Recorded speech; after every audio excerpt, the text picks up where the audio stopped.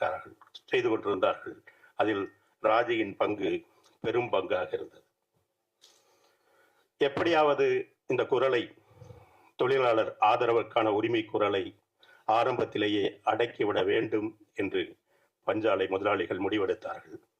ஒரு நாள் தொழிற்சாலையினுடைய வேலை முடிந்து ராஜி போய்க் கொண்டிருந்த போது இந்த முதலாளிகளுடைய கைக்கூலியாக இருந்த பொன்னான் என்கிற ஒரு நபரை வைத்து ராஜியை தூக்கிச் சென்று ஒரு சோழ கொள்ளைகளை வைத்து வன்புணர்வு செய்து அவரை கொலை செய்து விட்டார்கள்.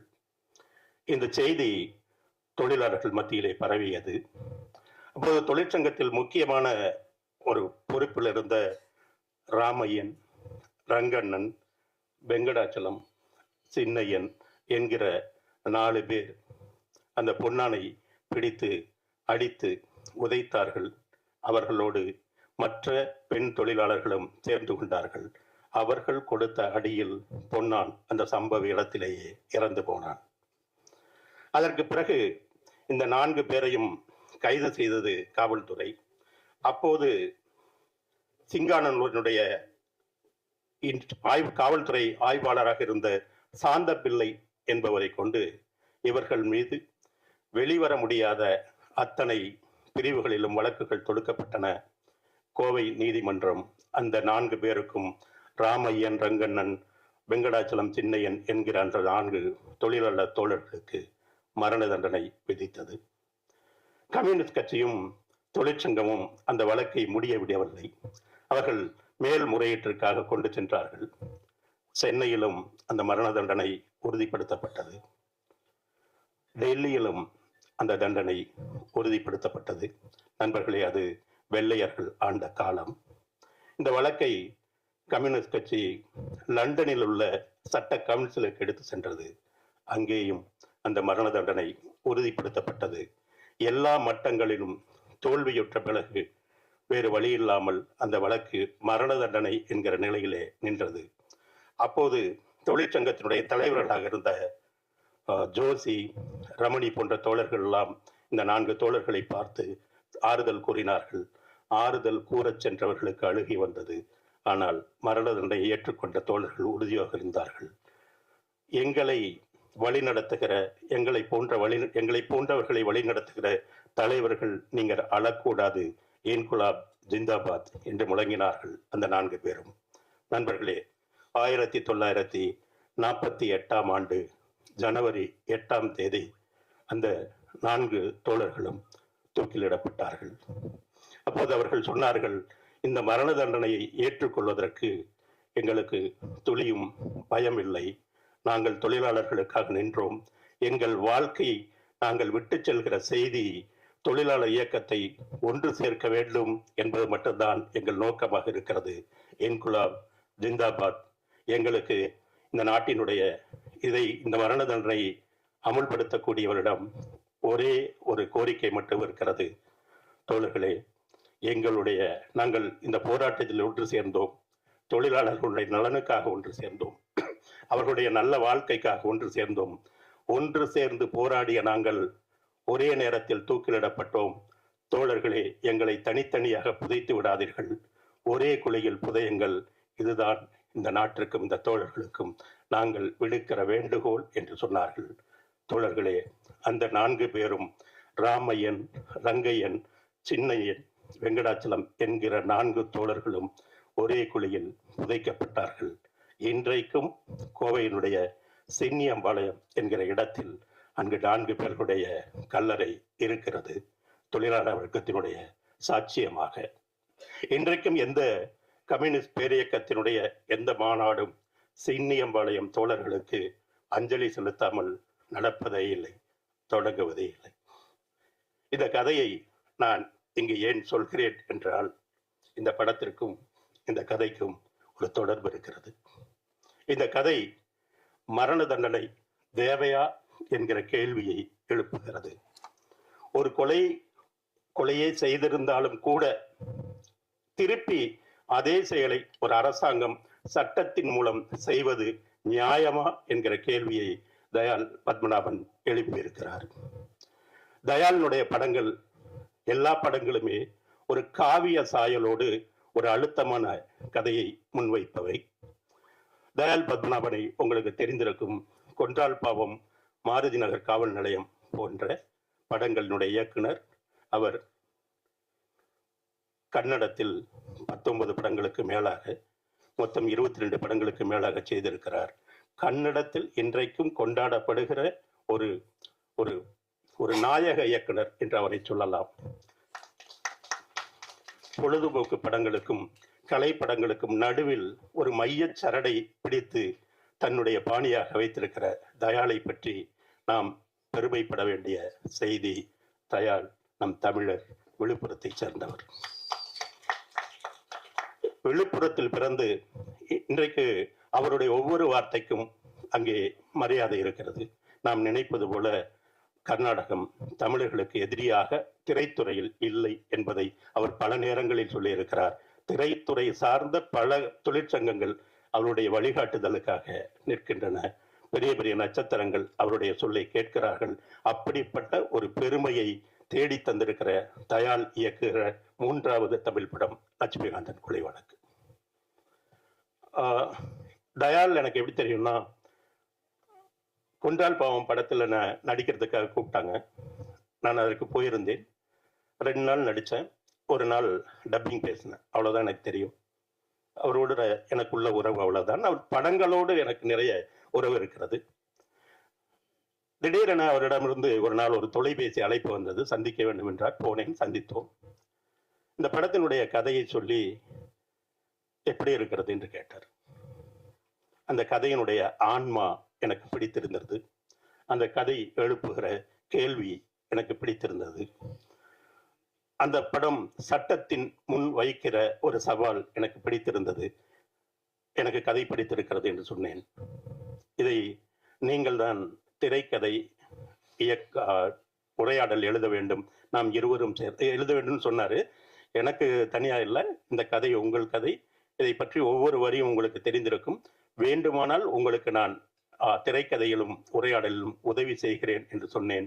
இப்படியாக நான் இந்த எழுத்தாளர்களில் ஒருவனாக ஆன பிறகு இதில் ஒரு நடிகனாக நடித்திருக்கிறேன். அது என்னன்னு சொல்லக்கூடாதுன்னு சொல்லியிருக்கிறது. இந்த சந்திப்பின் மூலமாக நாம் சொல்வது, கர்நாடகத்தை வெற்றி கொண்டிருக்கிற எங்கள் தமிழ் தயாளனுடைய 3வது படத்தை தமிழ்நாடு வரவேற்கிறது, ஆவலோடு காத்திருக்கிறது என்கிற செய்தியோடு விடைபெறுகிறேன். நன்றி, வணக்கம். ரொம்ப ரொம்ப நன்றி. நீங்க சொன்ன அந்த உண்மை சம்பவம், அந்த உண்மை கதை ஒரு பெர்ஃபெக்ட் இன்ட்ரடக்ஷனா இருந்துச்சு. ஏன் இந்த படம் ரொம்ப முக்கியமான படம்ன்றத இன்டெரக்டாகவும் டைரக்டாகவும் சொன்னீங்க. ரொம்ப ரொம்ப நன்றி. அடுத்ததா, நான் ஏற்கனவே சொன்ன மாதிரி இந்த படத்தினுடைய முக்கியமான ஒரு டெக்னிக்கல் சப்போர்ட் சினிமோகிராஃபர் பன்னீர்செல்வம் அவர்களை ஓரிரு வார்த்தைகள் பேசுமாறு அன்போடு அழைக்கிறோம். நீங்க கதை சொல்றது கூட சேர்ந்து டைரக்டர் ஏன் 4 சட்டை வாங்கினாருன்னு சேர்த்து சொல்லிடுங்க. அனைவருக்கும் மாலை வணக்கம். கொன்றால் பாவம் அந்த படம் தான் அதனுடைய ஒரிஜினல் படத்தை பார்த்துட்டு அது மூலிமா எனக்கும் அந்த தயாளுக்கும் ஒரு நல்ல ஒரு ஃப்ரெண்ட்ஷிப் வந்தது. அதுலேருந்து வி ஆர் ஜஸ்ட் கண்டினியூயிங். அதே மாதிரி இந்த படம் பற்றி சொல்லணும் அப்படின்னா, இவ்வளோ ஃபிலிம்ஸ் பண்ணுறோம், நான் இவ்வளோ ஃபிலிம்ஸ் பண்ணியிருக்கிறேன். இதில் என்ன ஒரு ஸ்பெஷல் இந்த படத்தில் அப்படின்னு பார்க்கும்போது, ஒவ்வொருத்தரும் த மோர் தே கெட் எக்ஸ்பீரியன்ஸ்ட், அவங்க அவங்களோட கேன்வாஸ் பெருசாக்கிட்டே போயிட்டுருப்பாங்க. பெரிய படங்கள்ட்டு. ஆனால் 22 ஃபிலிம்ஸ் பண்ணதுக்கப்புறமும் அவர் ஒரே ஃபார்மேட்டில் இருக்கிறாரு. என்ன வேணுமோ அதை எடுக்கணுன்றது. ஆக்சுவலாக ஒரு நல்ல டெக்னீஷியனை என்ன முக்கியம்னா, என்ன எழுத்து இருக்கோ அந்த எழுத்தை அப்படியே திரை வடிவத்தில் காட்டுறதான் ஒரு நல்ல டெக்னீஷியனுடைய ஒரு குவாலிட்டி. நான் இவ்வளோ ஃபிலிம்ஸ் ஒர்க் பண்ணியிருந்தாலும் இது எனக்கு ஒரு கொஞ்சம் இது பீரியட் ஃபிலிமு. ஆனால் ஒரு சின்ன ஒரு பாயிண்ட் ஆஃப் ஒரு 5% to 10% கூட ஸ்ட்ரெஸ்ஸே கிடையாது. ஏன்னா அவ்வளோ perfect planning. The more you get experience, the preciseness வரணும். அந்த ப்ரிசைஸ்னஸும் ஒரு ஆர்ட் மேலே ஒரு குவாலிட்டியும் கண்ட்ரோலும் யாருக்கும் வரும் அப்படின்னா, எனக்கு என்ன வேணும் அப்படின்றது தெரியுது. அந்த தெளிவு அப்புறம் மட்டும்தான் முக்கியம். அந்த தெளிவு அவர் மேக்கிங்லேயும் ப்ரொடக்ஷன்லேயும் ரைட்டிங்லையும் எல்லாத்துலேயுமே இருக்கும். அதாவது ஃப்ரம் ஸ்டார்ட் ஒரு கார் எத்தனை மணிக்கு வரணும், எத்தனை மணிக்கு பேக்கப், எத்தனை மணிக்கு ஃபுட்டுன்றது அளவுக்கு பிளானிங் இருக்கும். அந்த மாதிரி ஒரு பிளானிங் இருக்கும்போது ஒரு சின்ன படம் பெரிய படமாக இருக்கும். நிறைய பெரிய படங்கள் பண்ணும்போது எக்ஸ்பென்ஸு, பட்ஜெட்டு இதெல்லாம் போயிட்டே இருக்கும். ஆனால் இந்த ஃபிலிமை பொறுத்த வரைக்கும் எதுவுமே கையை விட்டு போகாததுக்கு காரணம் 100% அவருடைய விஷயம். அது கான்ஃபிடென்ஸ் இருக்கணும். ஒரு ரைட்டிங்கில் கான்ஃபிடென்ஸ் இருக்கணும், மேக்கிங்கில் கான்ஃபிடென்ஸ் இருக்கணும், ஸ்டோரி டெல்லிங்கில் கான்ஃபிடென்ஸ் இருக்கணும். எனக்கு தெரிஞ்சு very few directors will involve cinematographer இந்த ஸ்கிரிப்ட். என்கிட்ட இந்த ஸ்கிரிப்டை கொடுத்துட்டு நீங்கள் படிச்சுட்டு உங்களுடைய என்ன தோணுதோ அதை சொல்லுங்கன்னாரு. அது மட்டும் இல்லாமல் ஃபஸ்ட்டு சீன்லேருந்து எண்டு சீன் வரைக்கும் என்னை ப்ரிப்பேர் பண்ணி அங்கீகாரம் கொடுக்கறது. ஒரு அங்கீகாரம் அப்படின்றது நம்ம நிறைய படம் பண்ணுறதுனால இவர் நிறைய படம் பண்ணியிருக்கிறாரு அது கொடுக்குற அங்கீகாரம் கிடையாது. அது வந்து ஜஸ்ட் ஒரு ரெஸ்பெக்ட் டுவர்ட்ஸ் யர் ஆர்ட். ஆனால் ஒரு டெக்னிக்கலாக இவர் இவ்வளோ பண்ணுவார் அப்படின்னு தெரியும் போது நம்ம ரெக்கக்னைஸ் பண்ணுறது இருக்கு இல்லைங்களா. நான் சின்ன சின்ன விஷயங்கள் நம்ம சொல்லும்போது கூட எல்லாத்தையும் சொல்லிடணும். ஆனால் ஒரே விஷயந்தான், எது சொல்கிறதா இருந்தாலும் பிஃபோர் ஷூட்டிங் எல்லாம் சொல்லிடணும். அந்த ஷூட்டிங் சொல்லி லாக் ஆகிட்டு போயிடுச்சுன்னா அதுக்கப்புறம் யார் சொன்னாலும் கேட்க மாட்டார். அதுதான் அவருடைய கேரக்டர், அதுதான் அவருடைய சக்ஸஸ் ஃபார்முலா. இவ்வளோ பேர் ஏன் இவ்வளோ கான்ஃபிடென்ஸ் இருக்குன்னா, அவர் டிசைனாக சட்டை போடுவார். அப்போ வந்து ஒரு நாள் நான் கேட்டேன், என்னங்க டிஃப்ரெண்ட்டாக சட்டை போட்டுருங்க, எத்தனை சட்டை தான் வச்சுருக்கிறீங்கன்னாரு. சார் இது மட்டும் இல்லை சார், இன்னும் ஒரு 4 சட்டை வச்சுருக்கிறேன்னாரு. போட வேண்டியதானுங்கன்னாரு. இல்லைங்க, ஒன்று வந்து ஃபஸ்ட்டு ப்ரெஸ் மீட்டுக்கு, இன்னொன்று வந்து ட்ரெய்லருக்கு, இன்னொன்று வந்து ஒரு ஃபங்க்ஷனுக்கு, அப்புறம் அந்த ஆடியோ இது சக்ஸஸ் மீட்டுக்கு. அதாவது ஒருத்தருக்கு எவ்வளோ கான்ஃபிடென்ஸ் இருந்தால் ஒரு சட்டையை வந்து நான் 6 மாதத்துக்கு முன்னாடி எடுத்து வச்சு இதுக்கு அதுன்னு சொல்கிறது. ஸோ பிளானிங் வந்து வெரி வெரி இம்பார்ட்டண்ட்.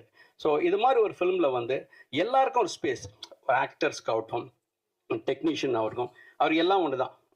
ஒரு வெற்றிக்கு என்ன ரெஸ்பெக்டோ அதே தான் பண்ணியிருக்கோம். அதே தான் ஒரு கடைசியாக அவருக்கு சின்ன கேரக்டர் பண்ணுற ஒரு ஆர்டிஸ்ட் கூட. ஸோ அந்த ரெஸ்பெக்ட் எங்கேருந்து வருதுன்னா, உன்னுடைய குவாலிட்டியை எனக்கு வேணும் அப்படின்னு சொல்லும்போது அந்த குவாலிட்டியை எந்த அளவுக்கு ஸ்க்ரீனில் வந்து டிரான்ஸ்ஃபர்மேஷன் கொடுக்குறது அது எல்லா டைரக்டருக்கும் வராது. அதனால் இவர் ஒவ்வொரு ஃபிலிமு பார்க்கும்போதும் எனக்கு ஒரு பிரமிப்பாக இருக்கும்.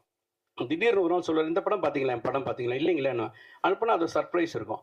இன்னொரு படம் அனுப்புவார், சர்ப்ரைஸ் இருக்கும். ஸோ 19 ஃபிலிம் பண்ணியிருக்கிறாரு, 20 ஃபிலிம் பண்ணியிருக்காருன்னா 20ம் வேறு மாதிரி இருக்கும். ஆனால் அவருடைய ஸ்பேஸ்னு இருக்கும். எனக்கு இதுதான் வேணும், அதுக்கு எந்த விதமான காம்ப்ரமைஸ் இல்லாமல் technical as well as content as well as creativity இதில் எந்த காம்ப்ரமைஸும் இல்லாமல் நான் இருப்பேன்னு சொல்கிறதுக்கு தெரியுமா, அது வந்து கேபி சார்கிட்ட இருக்கும், இல்லைனா வந்து பாரதிராஜா சார்கிட்ட இருக்கும், வெரி ஃபியூ பெரிய ஜாம்பவான்கள் கிட்ட இருக்கும். ஸோ அதை வந்து இருக்குது. ஸோ அது வந்து நான் எப்பவுமே சொல்லுவேன், எந்த காரணத்தை கொண்டும் உங்களுடைய ரூட் விட்டு மாறாதீங்க, irrespective of success and flop. அது வந்து சக்ஸஸ் அண்ட் ஃபெயிலியர் அப்படின்னு சொல்கிறது இன் டர்ம்ஸ் ஆஃப் பட்ஜெட் இருக்கும், not in the terms of content. So ஒரு புது கண்டென்ட் போகும்போது அது ஏற்றுக்கிற மனநிலையில் வந்து நம்ம பார்க்குற ரசிகர்களுக்கும் இருக்கணும், ஒர்க் பண்ணுறவங்களுக்கும் இருக்கணும். அந்த கான்ஃபிடென்ஸ் எங்களுக்கும் இருந்து. So thank you Dayal and thank you வெற்றி, பிரிகிடா, கவிதா பாரதி சார். இவர் மாதிரிலாம் ஆள்லாம் எப்போ வைக்கணும்னா கடைசியாக பேச வைக்கணும். இவர் இவ்வளோ பேசிட்டாருன்னா அதுக்கப்புறம் நம்ம எவ்வளோ பேசினாலும் வந்து ஒரு இம்பேக்டாக இருக்காது பாருங்கள். இன்னும் நமக்கு வந்து அந்த ஃபியர் வந்து போகல. So I think this will be ஒரு விஷுவல் ட்ரீட்டாக இருக்கும் and it will satisfy in all classes of masses as well as audience. Thank you very much for this opportunity. Dayal, thank you very much. Thank you so much, ரொம்ப நன்றி. அடுத்ததாக mister எக்ஸா launch ஆகி நிறைய படங்களுக்கு முக்கியமான எக்ஸ்பேக்டராக மாறிக்கக்கூடிய music composer Darbuka Siva அவர்களை ஓரிரு வார்த்தைகள் பேசுமாறு அன்போடு அழைக்கிறோம். பேசுவீங்களா? ட்ரை. ஓகே, எல்லாருக்கும் வணக்கம். First of all, as a technician and as an artist, நிறைய படத்தில் ஒர்க் பண்ணுற ஆப்பர்ச்சுனிட்டி கிடைக்கும். But after finishing the film, how to you feel அப்படின்ற ஒரு விஷயம், அந்த ரெட்ரோஸ்பெக்ஷன் வந்து எல்லாருக்குமே இருக்கும்னு நினைக்கிறேன். ஸோ எனக்கு always I want to be part of films that I'll be proud of. இப்போ மட்டும் இல்லை, maybe when I finish my career, when I look back at my repertoire and say, okay, these are the films I've seen, I've worked on, I want to be proud of every single film. So இது வரைக்கும் நான் பண்ணது எல்லா ஃபில்மும் am I proud அப்படின்னு கேட்டால் I'm not sure, but there are certain films I'm very proud of. So this is one such film. This is a film that I'll be very very proud of for being a part of it.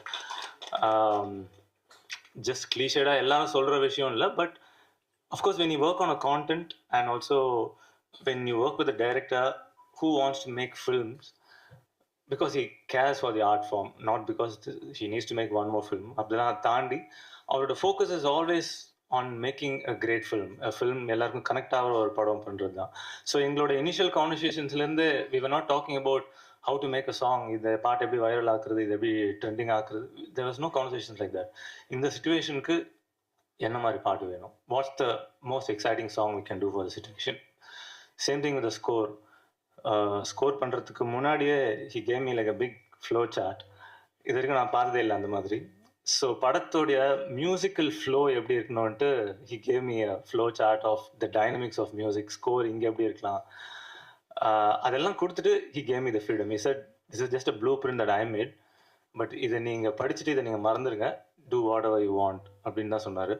So I really enjoyed working with you and I'm so glad I'm a part of this film.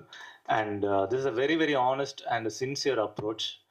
And congratulations to everybody who's been part of this film. And I know, just like me, all of you are in this film for the content and for what you get to do in this film. I know, we all know that we don't get to do this in all the films. So congratulations to everyone, and I wish everyone the best and hope you all connect to this film. Thank you. இவ்வளோ அளவாக பேசுகிறாரே நீங்கள் நினைக்கலாம். ஆனால் யூடியூப்ல நிறைய under rated videos இருக்குது. அங்கே போய் பார்த்தீங்கன்னா தர்புகாசி பயங்கரமாக டான்ஸ் ஆடிட்டு இருப்பாரு. Thank you so much. இப்போ கம்போசர் சொன்னாங்க இல்லையா, ஒரு ஃப்ளோ சார்ட் கொடுத்தாங்க டிரெக்டர் அப்படின்னு. எனக்கே ஒரு ஃப்ளோ சார்ட் கொடுத்தாங்க, உங்களுக்கு கொடுக்க மாட்டாங்களா? சூப்பர்.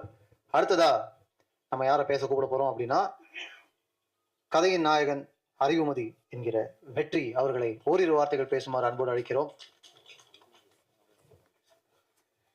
ஸோ அனைவருக்கும் வணக்கம். எங்களோட இன்வைட்டை ஏற்று இங்கே வந்திருக்க ப்ரெஸ் பீப்புள், மீடியா பீப்புள் எல்லாருக்கும் என்னோட நன்றி தெரிவிச்சுக்கிறேன். Special thanks to Aro brother எங்களோட இன்வைட் ஏற்று வந்திருக்கு. ஸோ லக்ஷ்மிகாந்தன் கொலை வழக்கு, இந்த படத்தோட ப்ரொடியூசர் இன்றைக்கி வரல, சபரீஷன். அவரும் நானும் ஏற்கனவே ஒரு படம் பண்ணியிருக்கோம்.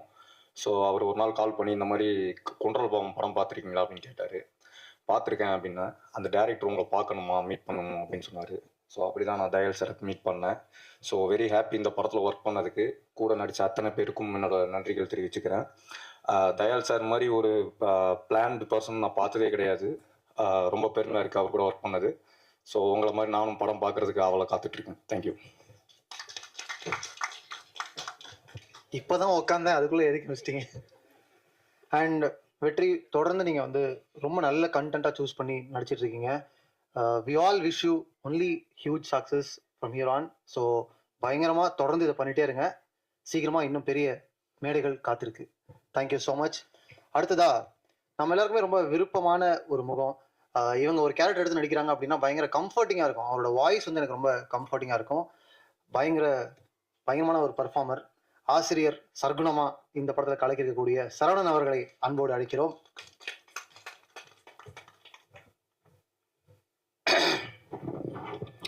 எல்லாருக்கும் இனிய மாலை வணக்கம். எல்லாம் நல்லா இருக்கீங்களா? ரொம்ப நாளாச்சு பார்த்து. இது வந்து டைரக்டர், அவரை பற்றி நிறைய பெருமையாக பேச வேண்டியது கண்டிப்பாக பேசி தான் ஆகணும்.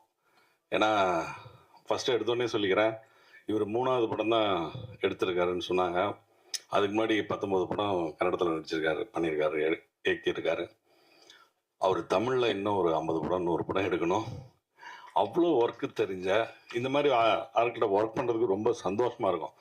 காலையில் இத்தனை மணிக்கு ஸ்டார்ட் ஆகும், இத்தனை மணிக்கு முடிஞ்சிடும் சார், நீங்கள் போயிடலான்னு இன்னைக்கு ஃபுல் டேட்டு வாங்கிட்டு ஒரு மத்தியானம் 3 மணிக்கு நீங்கள் போகலாம் சார்னு சொல்லிவிடுவார். அதே மாதிரி டப்பிங் ஆகட்டும், அவர் டைலாக்கு எழுதி கையில் கொடுத்து அது அந்த கண்ணை சொல்லி கொடுத்ததாகட்டும், எல்லாமே பன்னீர் சார் சொன்ன மாதிரி அப்படியே ஞாபகத்திலே இருக்குது. இவர் நிறைய வேலை செய்யணும், நிறைய ஒர்க் பண்ணணும், நிறைய படம் எடுக்கணும். அந்த அளவுக்கு வேலை தெரிஞ்சுட்டு வீட்டில் சும்மா இருக்கக்கூடாது. இறைவன் நிறைய கண்டிப்பாக அவருக்கு வேணும். நிறைய படம் ஹிட் ஆகணும். இந்த படம் வெற்றிக்கும் நம்ம டைரக்டருக்கும் மிகப்பெரிய, இந்த தயாரிப்பாளருக்கு மிகப்பெரிய லாபத்தை சம்பாதித்து கொடுக்குற ஒரு நல்ல படமாக வரும். இறைவன் அருளால் இது மிகப்பெரிய வெற்றி அடையணும். என்னுடைய வாழ்த்துக்களை தெரிவிச்சுக்கிறேன். நன்றி, வணக்கம். அடுத்ததா இந்த படத்துல மல்லிகாவா அசத்தி இருக்கக்கூடிய பிரிகிடா அவர்களை தான் கூப்பிட போறோம். எனக்கு எப்பவுமே ஒன்று தோணும், இவங்களை பார்க்கும்போது ஒரு நல்ல ரிலேட்டபிளான கேர்ள் நெக்ஸ்ட் டோர் முகம் அப்படின்னு நம்ம தாராளமாக சொல்லலாம். ஸோ பிரிகிடா, ஓரிரு வார்த்தைகள் படத்தை பற்றியும் உங்களுடைய மெமரிஸும்.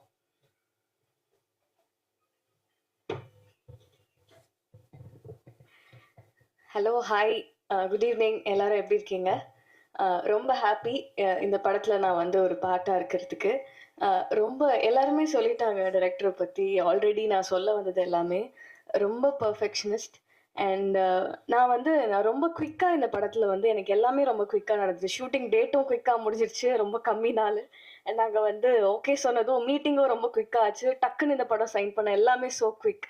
ஸோ ஒரு வாரம் முன்னாடி தான் எனக்கு கால் வந்தது. அண்ட் ஆல்சோ சிவா சார் கிட்ட இருந்தும் கால் வந்தது, இந்த படம் பண்ணுமா, நல்ல படம். ஓகே சார், நான் போய் பார்க்குறேன்னு சொல்லியிருந்தேன். அம்மா கிட்ட கால் பண்ணியிருந்தாரு. அண்ட் தென் சார் கிட்டேருந்து கால் வந்தது. நான் போய் மீட் பண்ணுறேன். நம்மளுக்கு எப்போவுமே வந்து சில பர்சன்லாம் பார்த்தா நம்ம சினிமா ஃபீல்டில் வந்து ரொம்ப எக்ஸ்பீரியன்ஸ்டு, எல்லாருமே ரெஸ்பெக்ட் பண்ணுவாங்க, ரெஸ்பெக்ட்ஃபுல்லாக ஃபீல் பண்ண வைப்பாங்க. எல்லாமே தாண்டி ஒரு கம்ஃபர்ட் ஜோன் அண்ட் ஒரு ஃபாதர்லி ஃபிகராக வந்து எனக்கு இருந்தார் டே 1 அண்ட் ஃபர்ஸ்ட் மீட்டிங்லேயே. நாங்கள் ரொம்ப கம்ஃபர்டபுளாக வந்து நாங்கள் நிறைய விஷயம் பேசி ஷேர் பண்ண ஆரம்பிச்சிட்டோம் ஆக்சுவலி. ஸோ அதுவே வந்து எனக்கு என்ன படம் ஒர்க் பண்ணாலும் எனக்கு ஃபஸ்ட்டு வந்து அந்த பீப்புள் எப்படி இருக்காங்க அண்ட் எப்படி மதிக்கிறாங்க அண்ட் என்ன மாதிரியான கண்டென்ட் இருக்குது, அந்த கண்டென்ட்டை தாண்டி ஆஸ் அ பர்சனாக அவங்க எப்படி இருக்காங்கன்றது வந்து ரொம்ப இம்பார்ட்டன்ட். ஸோ அந்த மாதிரி சார் வந்து ஆஸ் அ பர்சனாக ப்ரொஃபஷ்னலாக எல்லாமே வந்து 100 out of 100 தான் எனக்கு. So such a good film, such a content film. And sir வந்து இன்ட்ரோ பண்ணியிருந்தார், பேசியிருந்தார் இந்த படத்தை பற்றி என்ன மாதிரி இருக்கும்னு. எனக்கு எப்போவுமே ஒரு ஃபீலிங் என்னவா இருக்கும்னா, எப்போவுமே இருக்கும் கான்ஸ்டன்ட். அது நம்ம தப்பா இந்த காலத்துல பிறந்துட்டோமோ, நம்ம ஒரு 80s 90s பிறக்க வேண்டிய ஆளோ. ஏன்னா பண்ண படம் பண்ற படம் எல்லாமே நான் வந்து 80s 90s தான் பண்றேன். ஒருவேளை தப்பு பண்ணிட்டோமோ அப்படின்ற ஃபீலிங் எப்பவுமே இருக்கும். ஈவன் இட்லி கடையா இருக்கட்டும், ஈவன் நான் இதுக்கப்புறம் பண்ற படம் சத்யவான் சாவித்ரின்னு ஒரு படம் பண்ணியிருக்கேன், ரிலீஸ் ஆகும் ஒரு 2 monthsல. கீர்த்தி சுரேஷன் மேம் அண்ட் சார் பண்ண படத்துல எல்லா படமுமே ஒரு 80s 90s. So I think இந்த படமும் அதே மாதிரி ஒரு ஸ்பெஷல். என்னதான் எல்லா படமும் அந்த மாதிரி இருந்தாலும் இந்த படம் வந்து ரொம்ப க்ளோஸ் டு ஹார்ட். கொஞ்சம் ஏன் சொல்கிறேன்னா, என்னோட பாட்டியை மைண்டில் வச்சுட்டு நான் நடித்த படம் இது. நான் வந்து சார் கிட்ட கூட ஷேர் பண்ணதில்லை. என்னோட பாட்டிக்கு வந்து 4 பசங்க, என் அப்பா அண்ட் 2 அத்தை அண்ட் இன்னொருத்தங்க சேர்த்து 4 பசங்க. என்னை ஃபஸ்ட்டு எடுத்தோடனே நான் எங்கே இந்த படத்துக்குள்ளே வந்து சோல்ஃபுல்லாக இறங்கினேன்னா, ஒரு ஃபோட்டோ எடுத்தாங்க. I still remember. ஒரு குழந்தைய மேலே கையில் வச்சுக்கணும், ஒரு குழந்தைய வந்து கீழே வச்சுக்கணும், ஒரு பொண்ணு ஒரு பையன்.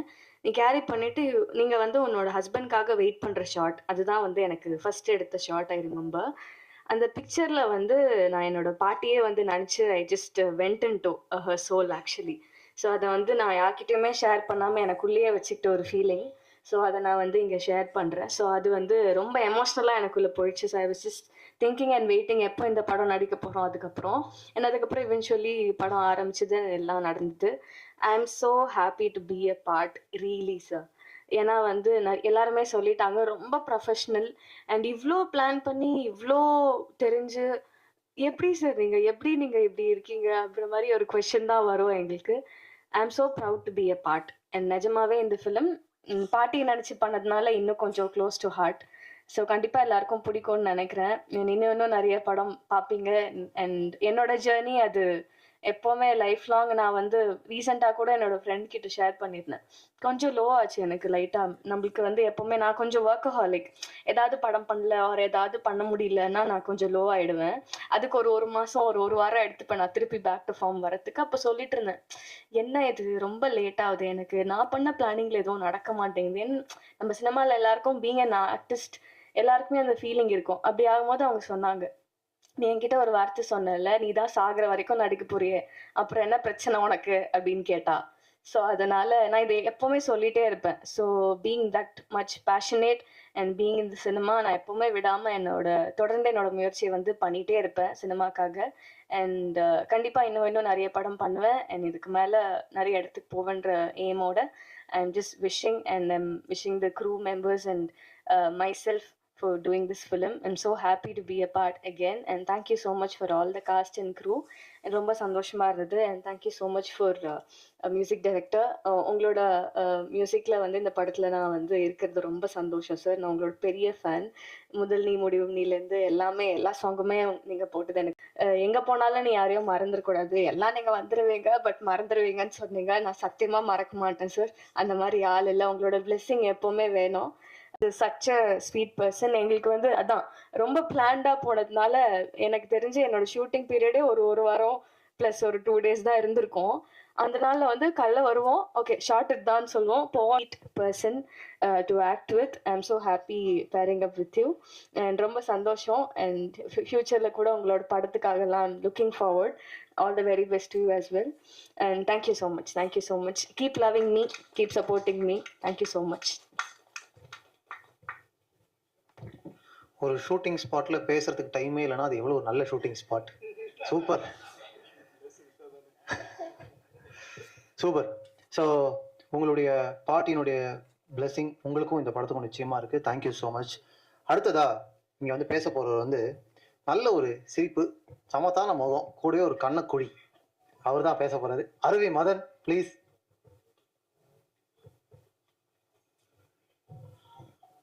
பத்திரிகை ஊடக நண்பர்கள் அனைவருக்கும் வணக்கம். இந்த படத்துக்கு வந்து ஃபஸ்ட்டு என்னை கூப்பிட்டு வந்து சிவானந்தா, சுப்பிரமணிய சிவானந்தா ஒரு நாள் ஃபோன் பண்ணார். தம்பி ஒரு நல்ல படம், ஒரு நாள் 2 நாள் தான் இருக்கும், நீ டேரக்டரை பாரு, பிடிச்சிருந்தா பண்ணு அப்படின்னாரு. எல்லாரும் சொன்ன மாதிரி பயங்கர பிளான்டான ஒரு மனுஷன் அன்னைக்கு பார்க்க முடிஞ்சிச்சு. ஏன்னா ஜென்ரலாக நான் என்னுடைய நண்பர்கள்ட்டெல்லாம் ரொம்ப வருஷமாக சொல்கிறது உண்டு, பெரிய படம் எடுத்து அதாவது 4 கோடி 5 கோடி 10 கோடி அப்படிலாம் போய் தொலையாமல் சின்ன சின்னதாக அதை பிளான் பண்ணிடா, நம்மளே பிளான் பண்ணலாம், இப்படி தான் சொல்கிறது உண்டு. ஆனால் யாரும் கேட்க மாட்டாங்க. அப்படி ஒரு கட்டத்தில் தான் நான் ஒரு படம் டைரக்ட் பண்ணேன், நூடுல்ஸ்னு. அது ரொம்ப ஒரு குறைவான ஒரு 50 லட்ச ரூபா பட்ஜெட்டில் பண்ண படம். அது முதலீடு பண்ணி அதுக்கு தேவையான அளவுக்கான லாபத்தை அந்த படம் ஈட்டுனுச்சு. அதுக்கப்புறமாவும் நான் நிறைய பேர்கிட்ட டே இப்படி ஒன்று அப்படின்னா நிறைய பேர் ஒரு வீட்டுக்குள்ளாரையே சூப்பர் இப்படி பண்ணீங்க லாபமாக எல்லாம் கேட்பாங்க. ஆனால் கண்டிப்பாக அந்த மாதிரி ட்ரை பண்ணவே மாட்டாங்க. மறுபடியும் பெரிய படம், பெரிய பட்ஜெட்டு, ரொம்ப லத்தாஜிக்காக ஸ்டார்ட் பண்ணி லத்தாஜிக்காக முடிஞ்சு அப்படி தான் நடக்கும். ஆனால் எங்களுக்கு நல்ல சம்பளம் தருவாங்க. இந்த படத்தில் இன்னொரு நல்ல விஷயம் என்னென்னா, எப்படி எல்லாரும் சொன்ன மாதிரியே வந்து அட்வான்ஸ்டாக வந்து முன்னாடியெல்லாம் சொல்லிடுவார் இப்படி தான் பண்ண போகிறான்னு. அதேமாதிரி அட்வான்ஸ்டாக பேமெண்ட்டையுமே கொடுத்துட்டாங்க, கம்ப்ளீட் பேமெண்ட்டையுமே. ஆமாம், அவ்வளோ கிளாரிட்டியாக அது பண்ணார். அப்புறம் உள்ளே போய் பார்த்தம்போது நிறையா இன்னும் சர்ப்ரைஸ் என்னென்னா, கவிதா பாரதி சாரோட ரைட்டப் அதில் இருக்குங்கிறது ரொம்ப சந்தோஷமாக இருந்துச்சு. ஏன்னா சார் வந்து மோர் தென் ஆக்டர், ரைட்டராக ரொம்ப பிடிக்கும் எனக்கு. அப்புறம் இன்னொரு சர்ப்ரைஸ் வந்து வெற்றி பிரதர், அவரோட படங்களில் தொடர்ந்து நான் நிறையா படங்களில் நடிச்சிட்ருக்கேன். அப்புறம் இந்த ப்ரொடக்ஷன்லேயே இப்போ இது நடிச்சிட்டு இருக்கும்போதே இன்னொரு படம் அவங்க ப்ரொடக்ஷன்லேயே பண்ணுறேன். அது ஒரு நல்ல விஷயம். அப்புறம் சரவணன் இங்கே வந்து பார்க்கும்போது தான் தெரியும், ஓ அண்ணா நீங்களும் நடிச்சிருக்கீங்களா அப்படின்னு இருந்துச்சு. இப்படி நிறைய பேர் ஒருத்தர் பார்த்துக்காமலே ஆனால் வெல் பிளான்டாக ஒரு படத்தை முடிச்சு அந்த படம் ரொம்ப நல்லா இருக்குன்னு பேர் வாங்குறதுங்கிறது வந்து ரொம்ப பெரிய விஷயம். கண்டிப்பாக இப்படி பிளான் பண்ணி கரெக்டாக பட்ஜெட்டில் எடுக்கும்போது நிச்சயமாக அது பொருளாதார ரீதியாகவும் பெரிய வெற்றி அடையும். நல்ல படத்தை பிளான் பண்ணி பொருளாதார ரீதியாகவும் ரொம்ப கரெக்டாக எடுக்கிறதுங்கிறது ரொம்ப வெகு சில டேரக்டரில் சாரும் ஒருத்தர். அவர் கூட நான் நடிக்கிறேங்கிறது ரொம்ப சந்தோஷம். இந்த படத்தை கண்டிப்பாக நீங்கள் ஒரு வெற்றி படம் ஆக்கி கொடுக்கணும்னு உங்கள் எல்லாத்தையும் வேண்டி விரும்பி ரொம்ப தாழ்மையோடு கேட்டுக்கிறேன். அப்புறம் ஆரோ பிரதர், அவர் கூட நான் வந்து ஒரு 5-6 வருஷத்துக்கு முன்னாடி ஒரு படம் நடித்தேன். அதுக்கப்புறமா இப்போ தான் பார்க்குறோம். அவர் வந்து அடுத்தடுத்து நிறைய நல்ல படங்கள் பண்ணணும் நான் இறைவன்ட்ட வேண்டிக்கிறேன். அதேமாதிரி வெற்றி பிரதருக்கும் நிறைய நல்ல படங்கள் கிடைக்கணும். அப்புறம் பிரிகேடி அவங்களுக்கும் நிறைய நல்ல படங்கள் கிடைக்கணும். இங்கே வந்திருக்கிற எல்லாத்துக்கும் நிறைய நல்லது நடக்கணும்னு வேண்டிக்கிட்டு நன்றி, வணக்கம். எல்லாருக்கும் விஷ் பண்ணீங்க, உங்களுக்கும் நிறைய நல்லது நடக்கட்டும், நிறைய நல்ல படங்கள் அமையட்டும். Thank you so much. வேல்முருகனா உங்களுடைய பெர்ஃபார்மன்ஸ் இந்த படத்துக்கு ஒரு பெரிய ஸ்ட்ரென்த். ரொம்ப ரொம்ப நன்றி. அடுத்ததா சூடாமணியா இந்த படத்தில் நடிச்சிருக்காங்க. எனக்கு சமீபத்தில் தமிழ் சினிமாவில் ஒரு சப்போர்ட்டிங் ஆர்டிஸ்ட் அவங்க நடிக்கிற ஒவ்வொரு கேரக்டரையும் ஒவ்வொரு படத்துக்கும் லைஃப் ஆட் பண்ணுறாங்க அப்படின்னா நம்ம தாராளமாக அவங்களை சொல்லலாம். லிஸி ஆண்டனி அவர்களை ஓரிரு வார்த்தைகள் பேசுமாறு அன்போடு அழைக்கிறோம். ரொம்ப டிஸ்டன்ஸாக ஃபீல் ஆகுது, சீக்கிரமா.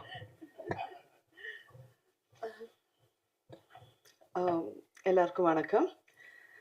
இப்போ ஒரு பர்ஃபார்மராக வந்து ஒரு படம் பண்ணும்போது நம்ம கஷ்டப்பட்டு ஒரு ரோல் எடுத்து அது நம்ம மெனக்கெட்டு நடிக்கும்போது பேக் ஆஃப் த மைண்ட் எனக்கு ஒரு இது இருக்கும், இதில் என்னெல்லாம் வரும் என்னெல்லாம் வராது அப்படின்னு ஒரு விஷயம் இருக்கும். அந்த மாதிரி எந்த டவுட்டுமே தயால் சார் படத்தில் வரவே வேண்டாம். ஏன்னா ஷூட்டிங்க்கு கூப்பிடும்போதே அன்னைக்கு எத்தனை காஸ்டியூம் சேஞ்ச் வரைக்கும் சொல்லி தான் கூப்பிடுவார். அவ்வளோ பர்ஃபெக்டாக இருக்கும்.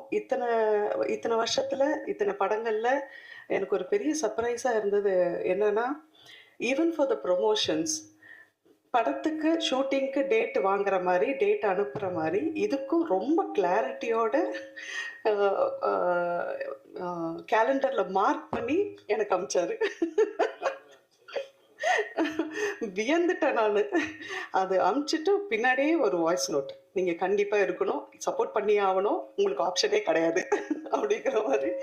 ஸோ இந்த படம் எவ்வளோ சக்ஸஸ்ஃபுல் ஆகணும்னா அவர் இன்னொரு வாட்டி வேறு லாங்குவேஜ் போய் படம் பண்ணணுன்னே யோசிக்கக்கூடாது. தமிழ்லேயே இன்னும் நிறைய 50 100 படங்கள் எடுத்துக்கிட்டே இருக்கணும். அந்த அளவுக்கு இந்த படம் சக்ஸஸ் ஆகணும். Thank you so much. தேங்க்யூ, ரொம்ப ரொம்ப நன்றி, தேங்க்யூ.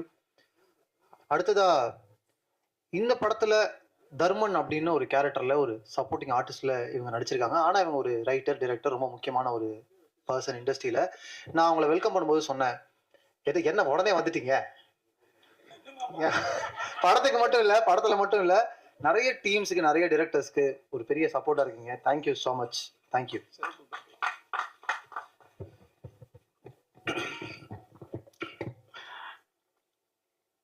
அனைவருக்கும் வணக்கம்.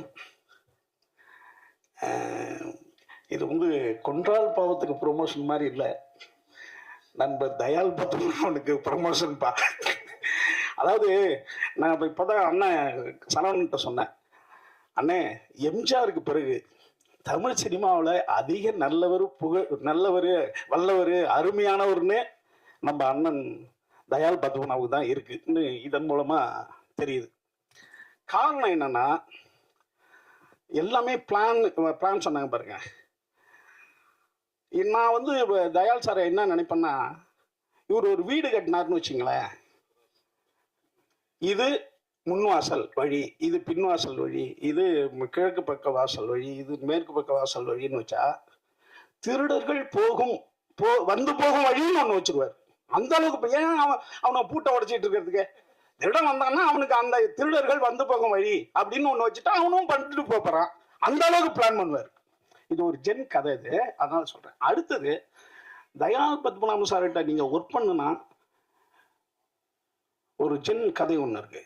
ஒரு துளி தண்ணீர் போய் கடல்கிட்ட கேட்கும், நானும் தண்ணி நீனும் தண்ணி, ஆனா நான் துளியா இருக்கேன் நீ கடலா இருக்க அப்படின்னு ஃபீல் பண்ணுது. அப்ப அந்த ஜென் ஞானி சொல்லுவாரு, நீ கடல்கிட்ட கேட்காத, நீ கடலோடு சேர்ந்து விடு, நீனும் கடலாகி விடுவார். ஒரு துளி நீர் கடலுடன் சேரும்போது கடலாகி விடுகிறது.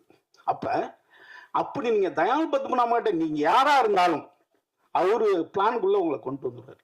அப்படி ஒரு மாபெரும் ஒரு ஹெட்மாஸ்டர்னு சொல்ல முடியாது, ஒரு ப்ரொஃபஸர்னு சொல்ல முடியாது, ஒரு மிகப்பெரிய கட்டட நிபுணர் அளவுக்கு அவர் இருப்பார்.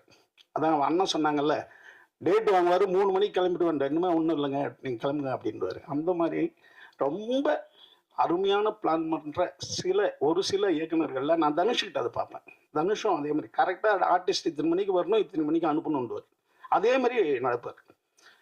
அதே மாதிரி கிளாரிட்டி, ஒரு ஷார்ட்டு நான்லாம் வந்து எப்பா ஒரு ஒயிட் எடுத்துருவோம்பான்னு வந்து தனுஷ்கிட்ட விட்டேன், அண்ணே அதை வேணா நீங்கள் எடுத்துங்க, நான் எடிட்டிங்கில் வைக்க மாட்டேன்னு. ஏன்னா என்ன எடிட்டிங்கில் வேணுமோ அதை தான் எடுப்பாங்க. அப்படி ஒரு இயக்குனர் தான் தயால் சார். நான் ரொம்ப பிரமிப்பேன். அதனால தான் ஒரு படத்தை அவரால் ஒரு 20 to 25 நாளுக்குள்ளே முடிக்க முடியுது. அதான் எல்லாத்தையும் வந்து பேப்பர்லேயே சரி பண்ணி வச்சுக்கிறது, என்ன பேப்பரோ அதை வந்து எக்ஸிக்யூட் பண்ணுறது. அதில் வந்து தயால் சார் மிகப்பெரிய ஒரு இடத்துல இருக்கார். அடுத்தது யாரையும் புண்படுத்துறது இல்லை. ஒரு இயக்குனர் என்பவர் ஒரு தாயாகவும் தந்தையாகவும் இருக்கணும் அப்படின்ட்டு. பிரீடாக தெரியும், தனுஷ்லாம் வந்து சைல்டுன்னு கூப்பிடுவார் ஆர்டிஸ்ட்டை. எனக்குலாம் வந்து இது பவர் பாயிண்ட் எப்போ ராஞ்சிக்கிறானே கம் சைல்டுன்ட்டார் தனுஷ். அப்புறம் சொன்னார், இல்லை அவங்கள நம்ம ஒரு குழந்தையாக நடத்தணும், ஏன்னா நம்ம தான் அவங்கள வடிவமைக்கிறோம். ஒரு டைரக்டர்னா வயது கம்மியாக இருந்தாலும் அந்த கேரக்டர் நம்ம வடிவமைக்கணும். அதே மாதிரி ஒரு குழந்தை பெற்றோர்கள் வடிவமைக்கிறாங்க, அப்படி நம்ம வேலை வாங்கணும் அப்படின்னு.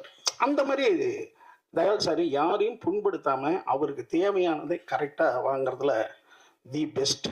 அப்படி பல சிறந்த குணங்கள் இருக்கிறதால தான் எல்லாரும் சொல்கிறாங்க அவர் நிறையா படம் பண்ணணும், நிறையா தமிழில் படம் பண்ணணும்னு சொல்கிறது. அடுத்து வந்து என்னால் டென்ஷனே இல்லாமல் சில பேர் பார்ப்போம் இல்லையா, இப்போ இந்த சிரிப்பு தான் அவருடைய முகம். அதாவது ஒரு சின்ன புன்னகையோடு இருக்கும், அந்த புத்தர் சிரிப்போடையே இருப்பார் தயால் சார். அது என்னன்னு அதை வந்து அந்த பயிற்சி நம்ம கற்றுக்கணும். ஏன்னா ஒரு உயர்ந்த இடத்தில் இருக்கும்போது, ஹெட்டாக இருக்கும்போது அவங்களை வந்து நம்ம ஒரு அன்போடு தான் அவங்கள நடத்தணும் அப்படிங்கிற அந்த சிறந்த ஒரு குணம் இருக்கிறது வந்து தயால் சார்ட்ட இன்னொரு எனக்கு சிறப்பு. அதே மாதிரி இப்போ பிரீடா சொன்ன மாதிரி ஒருத்தவங்களை நினச்சிக்கிட்டே இருக்கிறது, அதாவது நம்ம சிறு உதவிகள் செஞ்சாலும் அதை நினச்சிக்கிட்டே இருக்கிற அந்த தன்மை எல்லா படத்துலையும் பார்த்தீங்கன்னா அவருடைய படங்கள் அது இருக்கும். மனித நேயம் இருக்கும். முக்கியமாக மனித நேயத்தோட ஒரு கலைஞன் இருக்கணும். ஏன்னா ஒரு கலைஞனுக்கோ ஒரு கலை படைப்பிற்கோ முக்கியமான பொறுப்பு மனித நேயத்தையும் சமூகத்திற்கு ஒரு அழகை சொல்றது தான். அதுதான் ஒரு படைப்பினுடைய உச்சமாக இருக்கும். அது அத்தனை அவர் எடுத்த அத்தனை படத்துலையுமே அது இருக்கும். இதில் ஒரு ஒரு இந்தியாவில் 564 பேரை இது வரைக்கும் தூக்கில் போட்டிருக்காங்க. 1898 இந்த சட்டம் இருக்கு. அது என்னன்னு கேட்டால், ஒருத்தவனையும் நம்ம கொன்னுட்டோம் அப்படின்னா ஒருவேளை அவன் அந்த தப்பு செய்யலைன்னா என்ன பண்றது? திரும்பி அவன் உயிரை வாங்க முடியாது இல்லை. அதனால தான் அது வேணான்னு மனித உரிமை அந்த அமைப்பெல்லாம் சொல்லிட்டு இருக்காரு. ஏன்னா ஒரு உயிரை எடுத்துட்டோம்னா முடியாது. அந்த விஷயத்தை தான் வலியுறுத்ததை தவிர பெரிய குற்றம் பண்ணவனுக்கு அப்புறம் தண்டனை நம்ம கொடுக்காம இருக்க முடியாது. கொடுக்கலன்னா குற்றங்கள் பெருகணும். குற்றங்கள் பெருகணும்னா சாமானியன் பாதிக்கப்படுவான். ஆனால்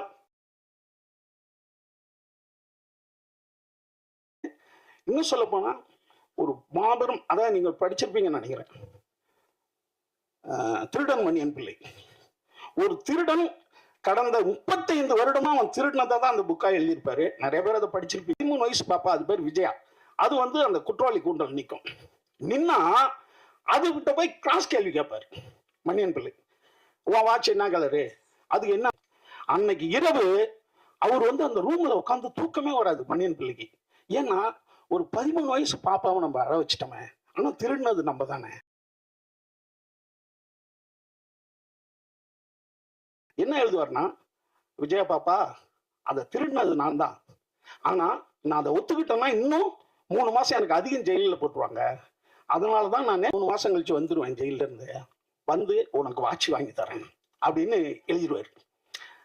அவங்க அப்பா, அந்த பாப்பாவுடைய அப்பா என்னன்னா, அந்த லெட்டரை எடுத்துட்டு போயிட்டு அந்த பக்கத்துல ஸ்டேஷன்ல கொடுத்துருவாரு. பாத்தீங்களான்னு சொல்லி இந்த லெட்டர்ல எழுதியிருக்கான். அவனை திரும்பி ஜெயிலில் கொண்டு போடணும்னு நினைக்கிறியா? அப்பனை விட அந்த திருடன் எவ்வளவு நல்லவன் அப்படின்னு. அப்ப மனித நேயம் எவ்வளவு ஒரு திருடனுக்கும் இருக்குன்றதால தான் அது சாகித்ய அகாடமி. அப்படிதான் ஒவ்வொரு விஷயமும் இதுலயும் இருக்காரு. அண்ணன் கவிதா வாரியார் சொன்ன மாதிரி கமர்ஷியல், அடுத்தது ரொம்ப கலைப்படைப்பு இல்லாம இடைப்பட்ட ஒரு இடத்துல மிகச்சிறந்த ஒரு தளத்தை அமைச்சு வச்சிருக்காரு தயால் பத்மன் சாரு. இன்னும் பல படங்கள் பண்ணட்டும், இன்னும் பல புகழ்கள் அடையட்டும். எம்ஜிஆரா வாதியாரும்போம், பாகல் மகேந்திரா ஸ்டூடெண்ட் எல்லாம் அவரை வாதியாரும்பாங்க. இனிமே நாங்களும் உங்களை வாதியாருன்றோம். ஏன்னா அந்த கட்டமைப்புக்கு கரெக்டான இப்படி பண்ணணும் படம் 20 நாள்னா 20 நாளுக்கு படம் முடிக்கிற அந்த திட்டமிடலுக்கு நீங்க வாதியார் தான். நன்றி, வணக்கம். ஜென் தத்துவத்தில் ஆரம்பிச்சு புத்தர் சிரிப்புக்கு கடைசியா திருடன் மணியின் பிள்ளையில முடிச்சு ஒரு பாட்காஸ்ட் கேட்ட மாதிரி இருந்துச்சு எனக்கு. தேங்க்யூ ஸோ மச், ரொம்ப நன்றி. KV Sabarish presents 2M Cinemas D Pictures வழங்கும் லக்ஷ்மிகாந்தன் கொலை வழக்கு இந்த இன்ட்ரோ பிரஸ் மீட், இந்த நிகழ்வுக்கு எங்களை இந்த டீமை பிளஸ் பண்ண விஷ் பண்ண வந்த ஆரவ் அவர்களை, ஷார்ப்பா ஸ்மார்ட்டா வந்திருக்கக்கூடிய ஆரவ் அவர்களை ஓரிரு வார்த்தைகள் பேசுமாறு அன்போடு அழைக்கிறோம்.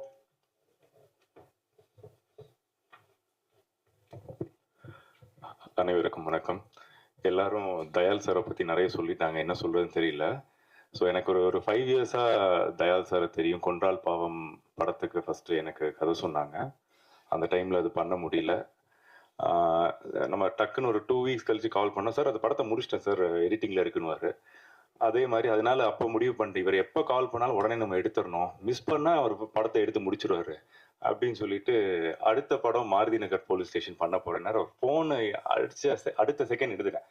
சார் சொல்லுங்க அப்படின்னா, சார் நம்ம ஒரு படம் ஒன்று பிளான் பண்ணுறோம், எப்போ சார் ஷூட்டிங் போறேன்னா 1 வாரத்தில் ஷூட்டிங் போகிறேன்னு சொல்லுவார். எத்தனை நாள் சார்னா, அப்போ அதுக்கு தான் ஹையஸ்ட் நம்பர் ஆஃப் டேஸ் சொன்னார், 22 நாள் சொன்னார். ஆனால் அதையும் 18 நாளில் முடிச்சிட்டாரு. ஸோ அதுக்கப்புறம் இந்த லக்ஷ்மிகாந்தன் கொலை வழக்கோட ஸ்கிரிப்ட் எனக்கு கொடுத்தாரு சார். நீங்கள் சார் படிச்சு பாருங்க அப்படின்னு சொன்னார். லாஸ்ட் இயரில் கொடுத்தாரு. சூப்பராக இருந்துச்சு, ரொம்ப நல்லா இருக்கு சார் அப்படின்னு. என்றைக்குமே அவருடைய கதைகளில் ஒரு பொலிட்டிக்கல் லேயர் ஒன்று இருந்துகிட்டே இருக்கும். அது மக்களுக்கு சொல்ல வேண்டிய ஒரு கருத்து ஒன்று இண்டஸ்ட்ரியில் இருக்கிறவங்களுக்கு எப்பயுமே அது ஒரு பொறுப்பு இருக்குது. ஸோ அதை உணர்ந்து அதை கரெக்டாக அது ஒரு கமர்ஷியல் இதில் அழகாக அதை ப்ரெசென்ட் பண்ணுவார். நான் எப்பயுமே சொல்லிகிட்டே இருப்பேன், சார் நீங்கள் ஒரு பெரிய படம் பண்ணுங்க சார், நீங்கள் ஒரு பெரிய ஆக்டர் வச்சு ஒரு பெரிய படம் பண்ணுங்கன்னா அவருக்கு அந்த இது இல்லை. அவருக்கு போயிட்டு ஒரு 15 நாள் படத்தை போய் ஷூட் பண்ணிட்டு வந்துடணும். ஆனால் அதை பயங்கரமாக பண்ணுவார். லக்ஷ்மிகாந்தன் கொலை வழக்கோட இது ஃபுட்டேஜ் கூட நான் பார்த்தேன். சூப்பராக வந்திருக்கு படம். நல்ல ஒரு அந்த அவசியமா இல்லையா அப்படின்ற ஒரு கருத்தை பேசுகிற படமாக இருக்குது. நல்லா இருக்குது. வெற்றி உங்களுடைய செலெக்ஷன் ஆஃப் ஃபிலிம்ஸ் நல்லா இருக்குது. நல்லா பண்ணுங்க. அப்படியே பிரிகதா, ஆல் தி பெஸ்ட். உங்களால் தான் எனக்கு கல்யாணமே ஆச்சுது. ஆமாம். ஸோ பொண்ணு பார்க்க போகிற இடத்துல என்றைக்குமே பொண்ணு பாட்டு பாடணும்னு சொல்லி கேட்பாங்க. நான் சும்மா கேட்டேன், பொண்ணுக்கு பாட தெரியுமா அப்படின்னு கேட்டேன். ஏன் பொண்ணு தான் பாடணுமா? ஒரு படம் இந்த மாதிரி படங்கள் வரணும் தமிழ் சினிமாவில். நல்லபடியாக ஹிட் ஆகட்டும். Wishes to all the cast and crew. Thank you so much. ரொம்ப ரொம்ப நன்றி. Thank you so much for your wishes and presence. So அடுத்தது எல்லாரும் இவரை பற்றி புகழ்ந்து பயங்கர பிளானிங் அது இதுன்னு எல்லாமே பேசிட்டாங்க. தயாள் பத்மநாபன் அவர்களை தான் கூப்பிட போகிறோம்.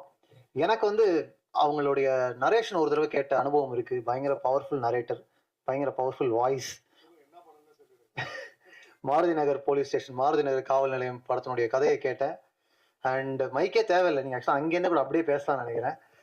ஸோ அவங்களுடைய ஜேர்னி நான் ரொம்ப க்ளோஸாக ஃபாலோ பண்ணியிருக்கேன். எனக்கு ரொம்ப ரொம்ப பிடிச்ச ஒரு கிராஃப்ட்ஸ்மேன். அண்ட் ஏற்கனவே சொன்ன மாதிரி கன்னடத்தில் பல படங்கள், தெலுங்குல ஒரு படம், அண்ட் தமிழில் இப்போது 3வது படம், 22வது படம் இப்போது டோட்டலாக நீங்கள் பண்ணுறீங்க. ரொம்ப ரொம்ப சந்தோஷமாக இருக்குது. ஸோ எல்லாரும் உங்களை பற்றி பேசிட்டாங்க. இப்போ நீங்கள் இந்த படத்துலேருந்து எக்ஸ்ட்ரா சீக்ரெட்ஸ், எக்ஸ்ட்ரா சர்ப்ரைஸ்லாம் எங்களுக்கு ஷேர் பண்ணிங்கன்னா இட் வில் பி கிரேட்.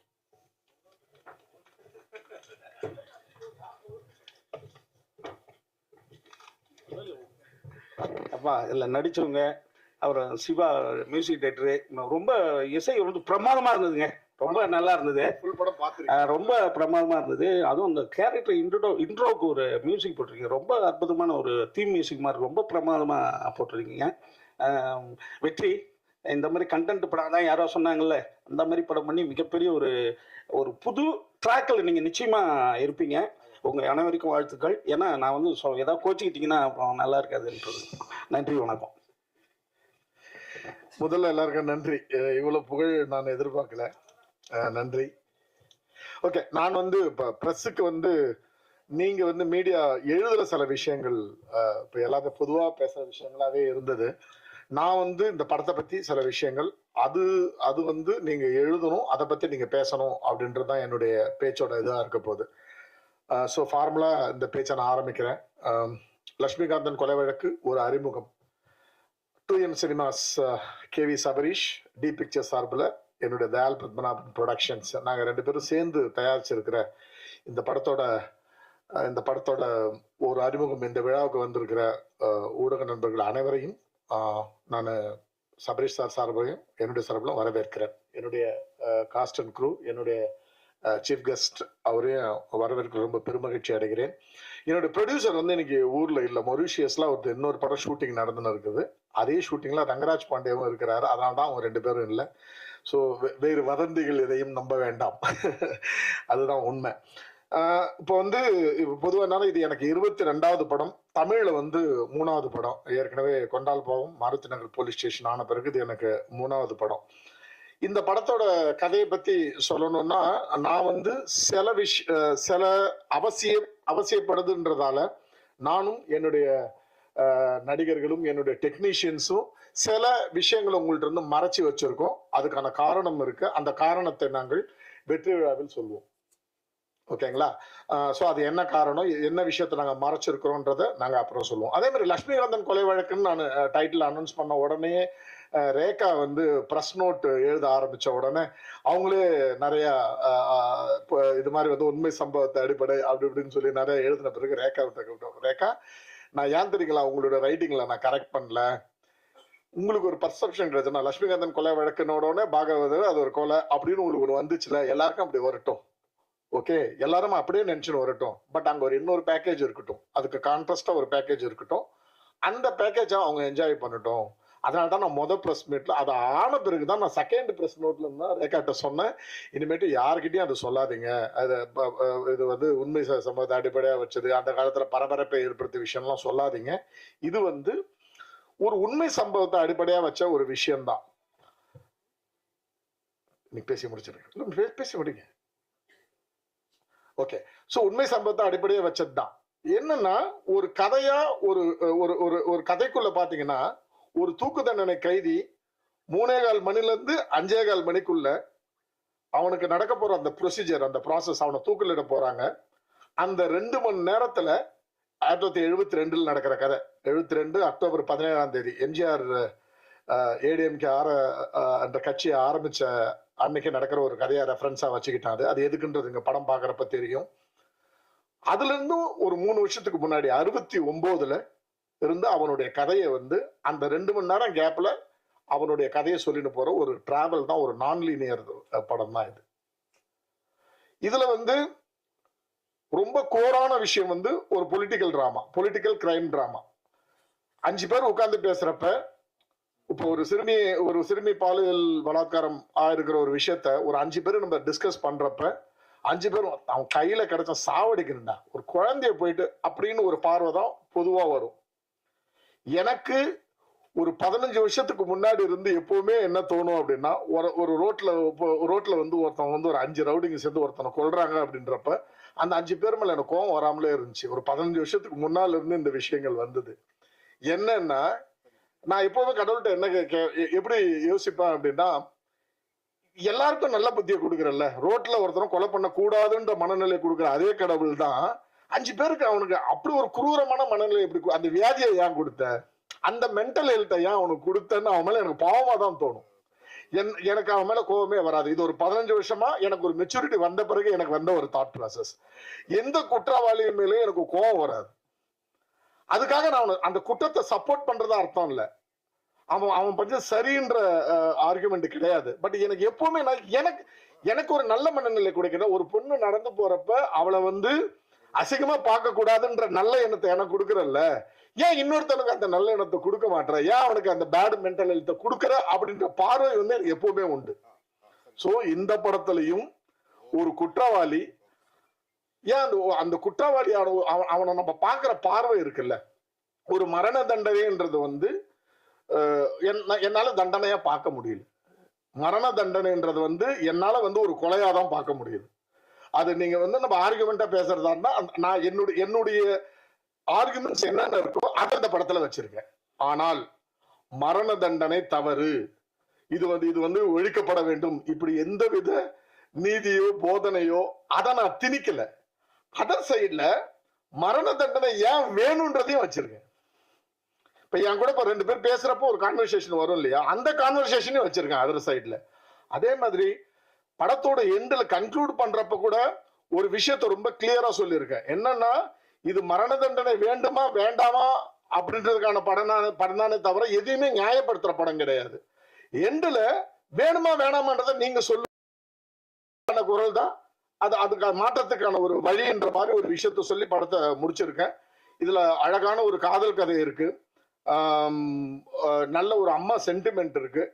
இதுல 2-3 விஷயங்களை மட்டும் நான் சொல்ல விரும்புறேன். ஒண்ணு என்னன்னா, அது கதையோட களத்தை பத்தி சொல்லிட்டேன். ஆக்டர்ஸை பத்தி சொல்றப்ப நான் வந்து என்கிட்ட எப்பவுமே ஆரோ சார் சொன்ன மாதிரி நான் ஒரு டைம்ல ஒரு ஹீரோ மட்டுமே, ஒரு ஆக்டர், நான் ஹீரோ அப்ரோச் பண்ண மாட்டேன். எப்பவுமே எந்த ஹீரோவையும் அப்ரோச் பண்ண மாட்டேன், ஆக்டர்ஸ் தான் அப்ரோச் பண்ணுவேன். நான் எனக்கு பிடித்த நடிகர்களை நான் இது பண்ண தவிர நட்சத்திரங்களை நான் எப்பவுமே அணுக மாட்டேன். ஸோ நான் வந்து எப்படின்னா, ஒரே டைம்ல ஒரு 5-6 பேருக்கு கதை அப்ரோச் பண்ண இருப்பேன். ABCDன்னு அப்ரோச் பண்ணினே இருக்கிறப்ப அதுல ஆரோ சாரும் ஒருத்தாரு. இந்த கதையை வெற்றி சார்ட்ட சொல்லிருந்தப்ப பேர்லாம் நான் ஆரோக்கிட்டே அந்த கதையை சொன்னப்ப எனக்கு நான் அப்ரோச் பண்ணதுலேயே 2 பேர் தான் கிளாரிட்டியா எனக்கு சொன்னேன். ஒன்னு வெற்றி சார், இன்னொரு ஆரோ. மிச்சம் எல்லா ஹீரோ கிட்டேயும் ஒரு கன்ஃபியூஷன். சார் இதுல ஒரு பொலிட்டிக்கல் விஷயம் இருக்கே, அது வந்து நாளைக்கு தப்பாயிடுமா, அதுல ஒரு டைலாக் ஒண்ணு இருக்கே, அது வந்து இன்னைக்கு ஆளுங்கட்சிக்கு இதாயிடுமா, அப்படிலாம் சில விஷயங்கள்லாம் வந்தப்போ இவங்க 2 பேரும் மட்டும் ஒரு கிளாரிட்டி இருந்தது. அதுல ஆரோ சாருடைய அந்த வார்த்தை எனக்கு ரொம்ப பிடிச்சிச்சு. சார், நான் வந்து ஒரு வேற லீக்ல டிராவல் பண்றதுக்கு இருக்கேன், இந்த ஜானரை விட்டு நான் இந்த ஜானர்ல போலான்னு இருக்கேன், இதை மீறி நான் இந்த படம் பண்ணணும்னு நீங்க சொன்னீங்கன்னா பண்ணுவோம் சார் அப்படின்னு தான் எனக்கு சொன்னார். நான் சொன்னேன், சார் உங்களுடைய கரியர்ல நீங்க ஒரு பிளான் பண்ண போறப்போ உங்களை நான் ஃபோர்ஸ் பண்ண விரும்பல, தேங்க்யூ ஸோ மச்ன்னு சொன்னப்போ அதே மாதிரி பேரலா நான் வெற்றி சார் அப்ரோச் பண்ணிருந்தேன். அதே டைம்ல சபரீஷ் சார் மூலமா, என்னோட ப்ரொடியூசர் மூலமா வெற்றி சார் படிச்சு விதின் 2 daysல சார் நம்ம போயிடலாம், ஷூட் போயிடலாம், எப்போ போவீங்கன்னு கேட்டார். இன்னும் ஒரு 10 daysல போயிடலாம் சார்னு சொல்லி ஒரு 10 daysல ஷூட் போயிட்டோம். இவ்வளவுதான். இதை நான் கிளாரிட்டியா சொல்ல விரும்பல, மற்றவங்க மாதிரி நான் அதை மறைக்கலாம் விரும்பல. நான் நிறைய பேர் அப்ரோச் பண்ணேன். அதுல எனக்கு ரொம்ப பிரபலமான ஒரு யூடியூபர் வந்து என்ன இந்த கதையை கேட்டுட்டு ஒரு பெரிய ஹீரோ கிட்ட அனுப்பிச்சாரு. அவர்கிட்ட காலில் விழாத குறையா சொல்லிட்டேன், நான் ஹீரோ கிட்ட படம் பண்ண மாட்டேன் சார், நான் எனக்கு ஆக்டர்ஸா இருந்தா படம் பண்றேன், பெரிய ஹீரோட்ட நான் போக மாட்டேன், அவங்களுடைய மெசேஜுக்கு அவங்க காலுக்கு வெயிட் பண்ற பொறுமை எனக்கு கிடையாது, அவ்வளவுதான். அதை அவங்கள சொல்லி குற்றம் கிடையாது. இதுதான் இந்த ஹீரோ வெற்றி சார் உள்ள வந்த ஒரு விஷயம். ஆரவ் சார் எதுக்கு இங்க நம்ம சீஃப் கெஸ்ட்? நான் ஆக்சுவலா ஆரவ் சார் வந்து டு பி ஆனஸ்ட் ஒரு ஃபோன் கூட பண்ணல. நான் ஒரே ஒரு மெசேஜ் நேற்று, சார் கேன் ஆஸ்க் எ ஃபேவர்னு நேற்று தான் மெசேஜோ போட்டேன். அவரு உடனே சார் எனிதிங் ஃபார் யூ அப்படின்னு சொன்ன உடனே டக்குனு யோசிச்சேன், ரிலீஸ் டைம் ஒரு 10 லட்சம் ரூபாய் பணம் கேட்கலாமான்ட்டு. சரி வேணாம், அதை ரிலீஸ் டைமுக்கு வச்சுக்கலாம், எகைன் எப்படி எனிதிங் ஃபார் யூன்னு சொல்லிட்டாரு, அப்போ வச்சுக்கலாம்னு சொல்லிட்டு இமீடியட்டா இல்லை சார் நாளைக்கு இது மாதிரி இது எனக்கு யாரும் மைண்ட்ல வரமாட்டாங்க, அந்த ஸ்கிரிப்டை பத்தி தெரிஞ்சவர் நீங்க, ஸோ நீங்க வந்தா நல்லா இருக்கும். பிளஸ் எங்களுக்குள்ள ஒரு சினிமாவை தாண்டி ஒரு நட்பு இருக்கு எனக்கும் ஆரோசா இருக்கும் நடுவுல எப்பவுமே. இப்ப இதுல நீங்க ஒரு வாய்ஸ் கேட்டீங்க இல்லையா, எடுத்தோன்னு அந்த ஒரு அறிமுகம்னு சொல்லி ஒரு தமிழ் அந்த நரேஷன் வாய்ஸ் வந்து அவரு தான். ஒரு நாள் போன ஆஃபீஸ்க்கு, சார் நாளைக்கு காலைல ஒரு 11 o'clock ஒரு சின்ன டப்பிங் இருக்கு பண்ணி தருங்களா? வரேங்க சார்.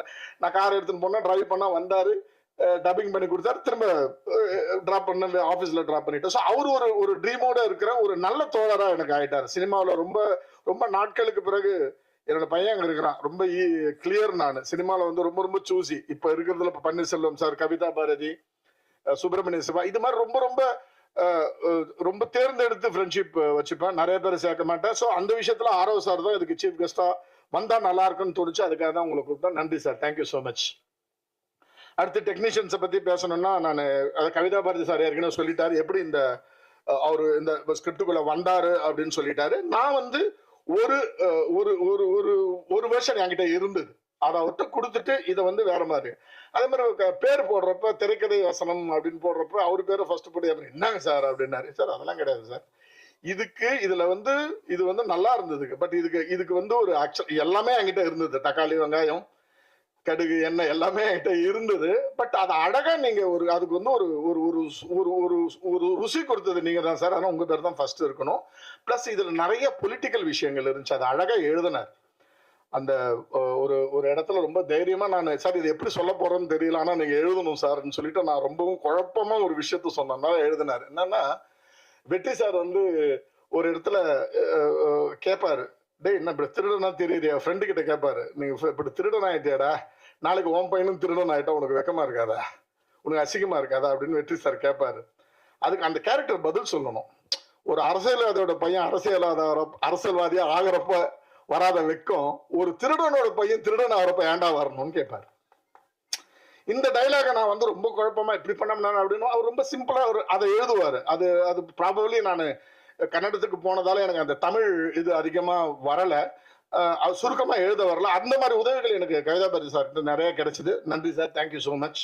அதே மாதிரி அடுத்து நான் பேச வேண்டியது வந்து என்னுடைய 2 டெக்னீஷியனை பத்தி பேசுறேன். ஜான் அண்ட் ஆனந்த் ராமச்சந்திரன், அந்த லாஸ்ட்ல உட்காந்துருக்காரு, அவரு சவுண்ட் மிக்ஸ். எங்க 2 பேருக்குமே மொழி பிரச்சனை. அவர் வந்து தமிழ் மலையாளி தான், பட் தமிழ் அவ்வளவா இன்னும் அவருக்கு வசப்படலை. அதனால எங்க 2 பேரும் நிறைய டிஃபரன்ஸ். மிக்சிங்க்கு போவேன், மிக்சிங் போய் ரிட்டர்ன் வந்துடுவேன், சார் எனக்கு சாட்டிஸ்ஃபை ஆகல சார், அவர் என்னுடைய படம் அவருக்கு புரியல அப்படின்னு சொல்லுவோம். அப்புறம் ஒரு கட்டத்தில் 2 பேரும் ஒரு சின்னதா உட்கார்ந்து டிஸ்கஸ் பண்ணி ஃபைனலா எனக்கு என்ன வேணுமோ அதை விட அதிகமா கொடுத்தாரு. அதை வந்து இந்த ஸ்டேஜில் சொல்லணுன்றதுக்காக அவருக்கு எனக்கு ஆக்சுவலா கான்ஃபிளிக்ட் ஏற்பட்டுச்சு.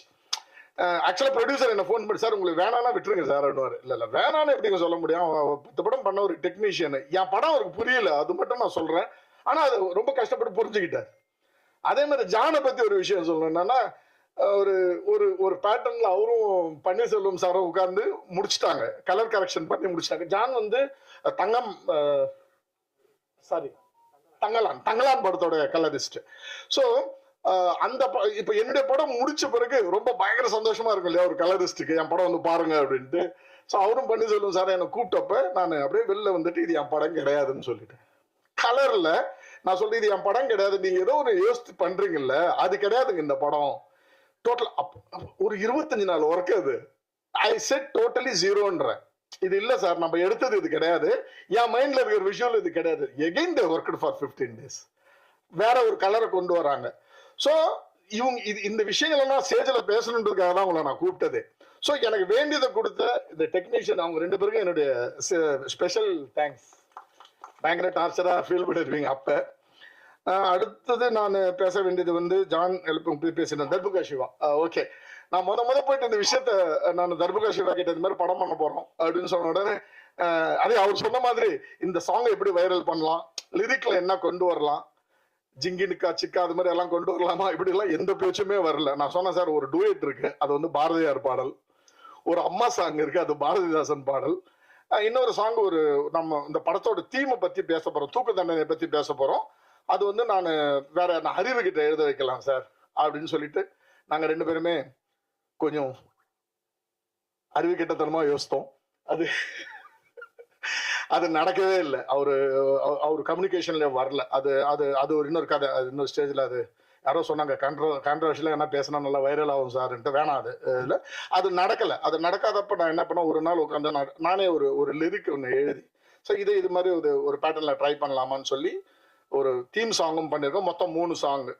பாரதியார் பாடல் ஆதலினால் காதல் செய்வரை வந்து எல்லாம் அந்த ஒரு லைனை தான் யூஸ் பண்ணியிருப்பாங்க. நாங்கள் வந்து அந்த முழு பாடலையே உபயோகப்படுத்திருக்கிறோம். அடுத்தது முத்தம் கொடு பாரதிதாசன் பாடல் உபயோகப்படுத்திருக்கோம். ஒரு தீம் சாங் இருக்கு, 3 சாங். அதே மாதிரி பேக்ரவுண்ட் ஸ்கோர்ல வந்து பாத்தீங்கன்னா நான் அவருக்கு சொன்னேன், எனக்கு வந்து நான் ஜென்ரலா ஒரு 20-25 நாள்ல பேக்ரவுண்ட் ஸ்கோர் முடிச்சு கொடுத்துடணும் அப்படின்னு. பட் அவர் இல்லை எனக்கு ஒரு மாசம் ஆகும்னு சொன்னாரு. ஒரு 2 மாசம் எடுத்துக்கிட்டார் டோட்டலா. படம் வந்து ஆக்சுவலா ஒரு மார்ச்லயே ரெடியா இருந்திருக்கணும். ஒரு ஏப்ரல் வரைக்கும் ஆனதுக்கான காரணம் வந்து தர்புகா சிவா என்னன்னா பயங்கர பர்ஃபெக்ஷனிஸ்ட். அவருக்கு சாட்டிஸ்ஃபை ஆகாம நீங்க என்னதான் அவரை ஃபோர்ஸ் பண்ணாலும் ரெடி ஆயிடுச்சுன்னு கொடுக்க மாட்டாரு. அதுல வேற என்னுடைய கரெக்ஷன்ஸ் இதெல்லாம் சேர்ந்து ரொம்ப பெர்ஃபெக்டான சுப்பிரமணிய சிவன் மாதிரி இன்னைக்கு அந்த படம் வந்து நாங்கெல்லாம் பாக்குறப்ப ரொம்ப எக்ஸைட்டிங்கா இருக்கிறோம்னா அதுக்கு மெயின் ரீசன் வந்து Darbuka Siva. Thank you so much sir.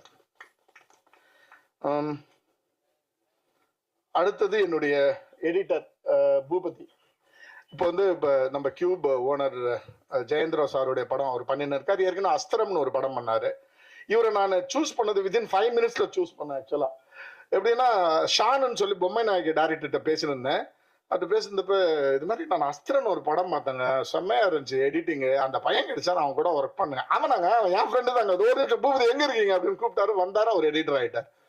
ரொம்ப எக்ஸலண்டான ஒரு இது. எனக்கு ஒரு ஜென்ரலா எடிட்டர்ன்றப்போ ஒரு சர்வாதிகாரம் இருக்கும் டைரக்டர் கிட்ட. நான் சொல்றதை நீ கட் பண்ணு அப்படின்னு ஒன்று இருக்கும். இவர்கிட்ட அப்படி அது நடக்காது, அந்த சர்வாதிகாரமே நடக்காது. இவர் வந்து ரொம்ப கிரியேட்டிவா சில விஷயங்கள் நமக்கு சொல்லுவார். நம்ம இல்ல பத்தி நல்லா இருக்கும் அப்படின்னு சொல்ல, இல்ல சார் அது இருக்காது, நாளைக்கு யோசிக்கலாம், அது அப்படி இருக்காது, நான் கொஞ்சம் டைம் கொடுங்க, எனக்கு நான் வேற மாதிரி பண்ணி காமிக்கிறேன். ஸோ அந்த இன்புட் டைரக்டருக்கு இன்னொரு பெர்ஸ்பெக்டிவ் கொடுக்குற அந்த இன்புட் வந்து பூபதி கிட்ட இருந்து எனக்கு நிறைய கிடைச்சிச்சு. அண்ட் ஐ அஷ்யூர் தட் என்னுடைய ஃபியூச்சர்ல அவரே என்னை விட்டு போற வரைக்கும் அவர் தான் என்னுடைய படத்துல எடிட்டரா இருப்பார். இதுக்கு நடுவில் இதோட பிஸ்னஸ் பிளான் வந்து இதோட பிஸ்னஸ் பிளான் வந்து ஒரு சின்னதாக ஆரம்பிச்சு போயின்னு இருக்கு. கண்டிப்பாக ஏதாவது ஒரு விஷயத்தில் நான் ஒரு 75% அது ஒரு பாசிட்டிவாக இருக்கு, முடிஞ்சிடும். எல்லாம் நல்லபடியாக முடிஞ்சால் ஜூன் 26 படத்தை ரிலீஸ் பண்ண பிளான் பண்ணின்னு இருக்கோம். Probably within a week or 10 daysல நான் அந்த டேட்டை அனௌன்ஸ் பண்ணுவோம். ஆசச் இப்போதைக்கு நான் வந்து ஜூன் 26 ரிலீஸ்ன்ற மாதிரி பிளான் பண்ணியிருக்கேன். இதை தவிர ஏதாவது விட்டுட்டேனான்னு தெரியல. அது கேமராமேன் அதுதான். ஓகே, பன்னீர்செல்வம் சார் வந்து எனக்கு அதான் கொண்டல் பாவத்தோட ஒரிஜினல் ஆக்கராளா ராத்திரி டைம்ல இருந்து எனக்கு நல்ல ஒரு நண்பரானாரு படம் பண்ணும்போது. அப்புறம் ஆஸ் யூஷுவல் நான் ஏற்கனவே கொண்டல் பாவம் இதுலயே உங்களுக்கு சொல்லியிருக்கேன், எனக்கு வந்து யங்ஸ்டர்ஸ் கூட கேமராமேனு யங்ஸ்டர்ஸ் கூட ஒர்க் பண்றது வந்து பயங்கர டிஸ்கம்ஃபர்ட். எனக்கு வந்து கொஞ்சம் சீனியரான கேமராமேன் இருந்தா என்னுடைய வே ஆஃப் ஒர்க்கிங்க்கு மெச்சூரிட்டியான கதைங்களுக்கு கரெக்டா இருக்குன்றதால, அதே மாதிரி அவங்கள்ட்ட இருந்து நான் நிறைய கத்துக்கணுன்ற ஆசை எனக்கு இருக்கு. செழியன் சார் கிட்ட இருந்து நான் நிறைய கத்துக்கிட்டேன். கொண்டால் பாவம் படத்துல செழியன் சார் கிட்ட இருந்து நான் நிறைய கத்துக்கிட்டேன். ஸோ எனக்கு வந்து ஒரு பேராசை, அவ்வளவுதான். இன்னொரு சீனியர் கேமராட்ட ஒர்க் பண்றப்போ அவர்கிட்ட இருந்து நிறைய கத்துக்கலாம் அப்படின்ட்டு. அதுக்காக ஒரு அடுத்த படத்துல இன்னொரு சீனியர் கேமராமேன் நான் போக மாட்டேன், அவர் தான் அடுத்த படமும் பண்ணுவாரு. நான் ஜென்ரலா சொல்றேன், அதுல வந்து ரொம்ப ஈஸியா என்கிட்ட அதான் மாத்தவன் என்கிட்ட கேட்டுருந்தாரு, எப்படி உங்களால இவ்வளவு சீக்கிரம் படம் பண்ண முடியுதுன்ட்டு. எனக்கு ஜென்ரலா ஒரு பழக்கம் ஒன்று வந்திருக்கு, ஸ்டேஜிங்னு சொல்லி ஒரு ப்ராசஸ் நான் யூஸ் பண்றேன். என்னன்னா ஒரு படத்தோட லொகேஷன் ஒரு 12 லொகேஷன் இருக்குன்னா cameraman team, art director team, direction team plus ப்ரொடக்ஷன்லேருந்து ஒருத்தரை கூப்பிட்டு அந்த 12 லொக்கேஷன்லையும் 60 சீன் இருக்குன்னா 60 சீனையும் நான் நடிச்சு காமிச்சிருவேன் வித் த டீம். 3 நாள் இருந்தால் 3 நாளும் அந்தந்த லொக்கேஷனுக்கே போயிட்டு நடிச்சு காமிச்சிடுறது. இதான் சார் 60 சீன் நான் இப்படிதான் எடுக்க போறேன் அப்படின்ட்டு. அப்போ என்ன ஆயிடும்னா த ஹோல் யூனிட் வந்து எஜுகேட் ஆகிருக்கும், நாலேஜ் ஆகிருக்கும். அப்போ நம்ம போய் இது பண்றப்ப நம்ம சார் இங்க கேமரா வச்சு இங்க ட்ராலி இந்த கதைங்களே இருக்காது. காலைல போனோன்னா சார் அந்த ஃபர்ஸ்ட் ஷாட்டுக்கு ரெடி ஆகிட்டேன்னு அவர் சொல்லுவாரு. அசோசியேட் டைரக்டர் அவர் எல்லாருமே எஜுகேட் ஆகிருப்பாங்க. அதுதான் இங்க சீக்ரெட்டை தவிர வேற எதுவும் ஸ்பெஷலா நான் ஸ்பீடா பண்றதுக்கு எந்த காரணமும் கிடையாது. ப்ரிப்பரேஷன் நல்லா இருக்கும், எல்லாருக்கும் எல்லாமே தெரியும். ஒரு மறைச்சி இல்லை அப்புறமா வந்து சொல்றேன் அதெல்லாம் இருக்காது, கிளாரிட்டி இருக்கும், அவ்வளவுதான். ஸோ பன்னீர்செல்வம் சாருக்கு என்னுடைய மனமார்ந்த நன்றி. இந்த இதுல வந்து மற்றபடி எனக்கு ஆக்டர்ஸ்ல வந்து மதன் சார், நான் ஒரே ஒரு ஃபோன் கால் வந்து சார் ஒரே ஒரு சீனு சார் ஒரே ஒரு சீன் இல்லை சார், கதை உங்கள்கிட்ட இருந்தா ஆரம்பிக்குதுன்னு சொல்லி ஃபோன்லேயே சொன்னேன், டக்குன்னு ஒத்துக்கிட்டார். இப்போ முக்கியமா ஒரு விஷயம் சொல்லணும், எல்லா ஆக்டர்ஸ்க்கும் நன்றி, லைக் லிசி, கன்னியாபாரதி மேடம் எல்லாருக்குமே நன்றி. சரவணன் சாரை பற்றி ஒரே ஒரு விஷயம் மட்டும் சொல்லணும், அதை தான் நான் கடைசியில் சொல்லலாம் அப்படின்ட்டு. நான் ப்ரொடியூசர் சார் முடிச்சிடறேன் sir 5 minutes. So Saravanan sir வந்து எனக்கு ப்ரொடியூசர் வந்து இந்த கேரக்டருக்கு அவர் இருந்தால் ரொம்ப நல்லா இருக்கும் அப்படின்னு சொன்னப்ப சரவணன் சார் ப்ரொடியூசரே பேசி நீங்கள் வேணால் சரவணன் சார் பேசுங்க அப்படின்னு கேட்டோம்னா சரவணன் சார்கிட்ட நான் பேசினப்ப ஒரு நாளைக்கு 100 ரூபான்னு வச்சுப்போமே, ஒரு பேச்சுக்கு சொல்கிறேன், அவருடைய சம்பளம் வந்து 100 ரூபாய் ஒரு நாளைக்கு. சார் என்னை வச்சு நீங்கள் 100 ரூபாய் கொடுத்து எப்படி பண்ணுறீங்க, ஒரு சீனுன்றீங்க, கதை சொல்லுங்க அப்படின்னாரு. நான் ஃபோன்லேயே கதை சொன்ன உடனே ஒரே வார்த்தை சொன்னார், எனக்கு லைஃப்பில் இது மாதிரி யாருமே கதை சொன்னது கிடையாது இவ்வளோ கிளாரிட்டியா, ஒரே ஒரு வேலை பண்ணுங்க, 100 ரூபாய்க்கு பதில் 75 ரூபா கொடுங்க, நான் இந்த படம் பண்ணுறேன்னு சொன்னான். ஸோ உங்க எல்லாருக்குமே ஒரு விஷயம் என்னன்னா 75 ரூபாய்க்கு அவர் பண்ணாருன்றது மட்டும்தானே, அதோட கிளைமேக்ஸ் என்னன்னா, ஒரு நாள் பண்ணாதீங்க டைரக்டரை, 2 நாள் பண்ணுங்க, இன்னும் சீன்ஸ் இதுக்கு எடுங்க அப்படின்னு சொன்னார். சம்பளத்தையும் கம்ப்ளீட் பண்ணி இன்னொரு நாள் நான் சேர்த்து கொடுக்குறேன், இன்னும் சீன்ஸ் எடுங்க அப்படின்னு சொன்னாரு. Thank you so much sir. இது ரொம்ப ரொம்ப ரேர் இது மாதிரியான விஷயங்கள். இதில் சம்பளம் இதெல்லாம் நமக்கு தெரிஞ்சதில்லை. அதே மாதிரி இந்த டைம்ல நான் ரங்கராஜ் பாண்டேயை பத்தி பேசி ஆகணும். வெற்றி சாருக்கு ஈக்குவலான கேரக்டர் ரங்கராஜ் பாண்டே இந்த படத்துல. அதை வந்து ஃபிக்ஸ் பண்ணி கொடுத்ததும் சுப்பிரமணிய சிவா சார் தான். அவரும் அதே மாதிரி தான், ஒரு அமௌண்ட் ஃபிக்ஸ் பண்றோம், அமௌண்ட் ஃபிக்ஸ் பண்ணி படம் நடிச்சுட்டு போறாரு. ஒரு நாள் முன்னாடியே ஷூட்டிங்கை முடிச்சிடுறேன், உங்களுக்கு ஒரு சின்ன கிஃப்ட் அப்படின்னாரு. என்ன சார் அப்படின்னு கேட்டேன். கிட்ட போனோன்னே நான் பேசின காசுல 2 லட்ச ரூபா திருப்பி கொடுத்துட்றேன் அப்படின்னு சொன்னாரு. எதுக்கு சார் அப்படின்னா, இல்லை நீங்க சொன்னதை விட கம்மியான நாள்ல எடுத்துட்டீங்க, எனக்கு அவ்வளவு பணம் வேணாம்னு சொல்லிட்டு, அவர் எவ்வளவு பணம் வேணாம்ன்றது வேணாம், ஸோ 2 லட்ச ரூபாய் எடுத்துன்னு போயிட்டு வெளியில போயிட்டு ப்ரொடியூசர் கிட்ட டிரான்ஸ்ஃபர் பண்ணிட்டு அவர் பாட்டுன்னு போயிட்டார். ஸோ எல்லாருமே வந்து பயங்கர கோஆபரேட்டிவ், அந்த படத்தை புரிஞ்சுக்கிட்டு அதுல இருக்கிற அந்த பொருளாதாரத்தை புரிஞ்சுக்கிட்டு எனக்கு கோஆபரேட் பண்ணியிருக்கீங்க. ஸோ எல்லாருக்குமே நன்றி. கலை, நர்மதா மேடம், கன்னியாபாரதி மேடம், எல்லாருக்கும் யாராவது மிஸ் பண்ணியிருந்தேன்னா மன்னிச்சிருங்க. இப்போ இந்த ப்ரெஸ் மீட்டை பொறுத்த வரைக்கும் எனக்கு ஒரே ஒரு விஷயம் என்னன்னா, ஒரு சின்னதா இது ஒரு லிட்ரேச்சர் வேல்யூவை ஞாபகப்படுத்துற உங்களுக்கு எல்லாருக்கும் ஞாபகப்படுத்தணுன்றதுக்காக ரேகா என்னுடைய பிஆர்ஓ கிட்ட வந்து ஒரு விழுப்புரம் சிறுகதைகள்னு சொல்லி அன்பாதவன் எழுத்தாளர் அன்பாதவன் தொகுத்த ஒரு சிறுகதையோட தொகுப்பு இருக்கு. அந்த புக்கு ஒரு 100 புக்கு கொடுத்துருக்கேன். படிக்க ஆர்வம் இருக்கிறவங்க, படிக்க இன்ட்ரெஸ்ட் இருக்கிறவங்க அந்த புக்கு வாங்கிக்கலாம். அதுல என்னுடைய ஒரு சிறுகதை இருக்கு, 158வது பேஜ்ல ஏதோ ஒண்ணுல, எங்கு தொடங்கி எங்கு முடியும்னு சொல்லி என்னுடைய சிறுகதை இருக்கு, அதுல படிங்க. ரொம்ப நன்றி. இந்த படம் வந்து ஒரு கண்டிப்பா வந்து பேசக்கூடிய ஒரு படமா இருக்கும். நம்ம நிறைய பேசுவோம். நம்ம இந்த கொஸ்டின் ஆச்சரியம் ஏதாவது இருந்துச்சுன்னா, போர் அடிக்காம உங்களுக்கு கேட்கணும்னு தோணுச்சுன்னா கேளுங்க, ஒரு 5-10 மினிட்ஸ்ல முடிச்சுக்கலாம். Thank you so much. ரொம்ப ரொம்ப நன்றி. நீங்க சொன்னீங்க நட்சத்திரங்களை தேடி நான் போறதில்லை அப்படின்னு சொன்னீங்க. உங்க படத்துல நடிச்சவங்களாம் நட்சத்திரங்கள் ஆகட்டும், அதுதான் எல்லாருடைய விருப்பமும் ஆசையும். தேங்க்யூ. அண்ட் இன்னொரு முக்கியமான விஷயம், நம்ம ஊர்ல இருந்து ஒருத்தர் கர்நாடகாவில் பல படங்கள் பண்ணி கர்நாடகாவில் கவர்மெண்ட் அவார்டு ஸ்டேட் அவார்டு வாங்கியிருக்கீங்க. அதே மாதிரி தமிழ்நாட்டிலேயும் உங்களுக்கு ஒன்று கிடைக்கட்டும் இந்த படத்தின் மூலமா. ஸோ லக்ஷ்மிகாந்தன் கொலை வழக்கு படத்தினுடைய அறிமுக விழாவுக்கு வந்திருக்கக்கூடிய எல்லாருக்கும் ரொம்ப ரொம்ப நன்றி. Can we start the Q&A session? கேள்விகள். ஆனா மைக்.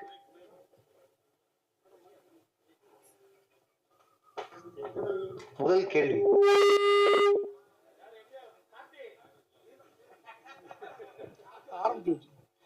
சார், லிசி மேடம் பேசுகிறப்ப சொன்னாங்க எல்லாருக்கும் காலண்டரில் அந்த டேட்டை வந்து குறித்து கொடுத்து வந்துருங்க அப்படின்னு சொல்லிட்டு.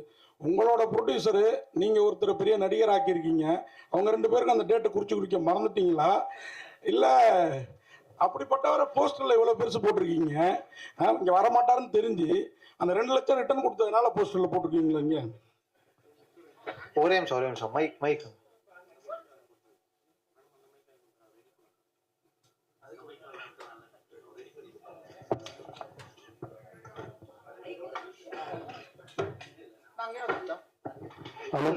ஓகே. இல்ல அப்ப அது இல்ல சார். என்னன்னா இந்த மொரிஷியஸ் ஷூட் வந்து சப்சிடி பேஸ்டு ஷூட். அவங்க வந்து ஒரு டைம் லைன் கொடுக்குறாங்க, இந்த டேட்டுக்குள்ள இந்த ஷூட்டை ஜூன் 5th ஜூன் 10th முடிச்சே தீரணும்னு சொல்றாங்க. ஸோ இந்த நோட்டீஸ் அவருக்கு வந்து இந்த இன்டிமேஷன் அவருக்கு வந்ததே வந்து 20 நாளைக்கு முன்னாடி ஆயிடுச்சு.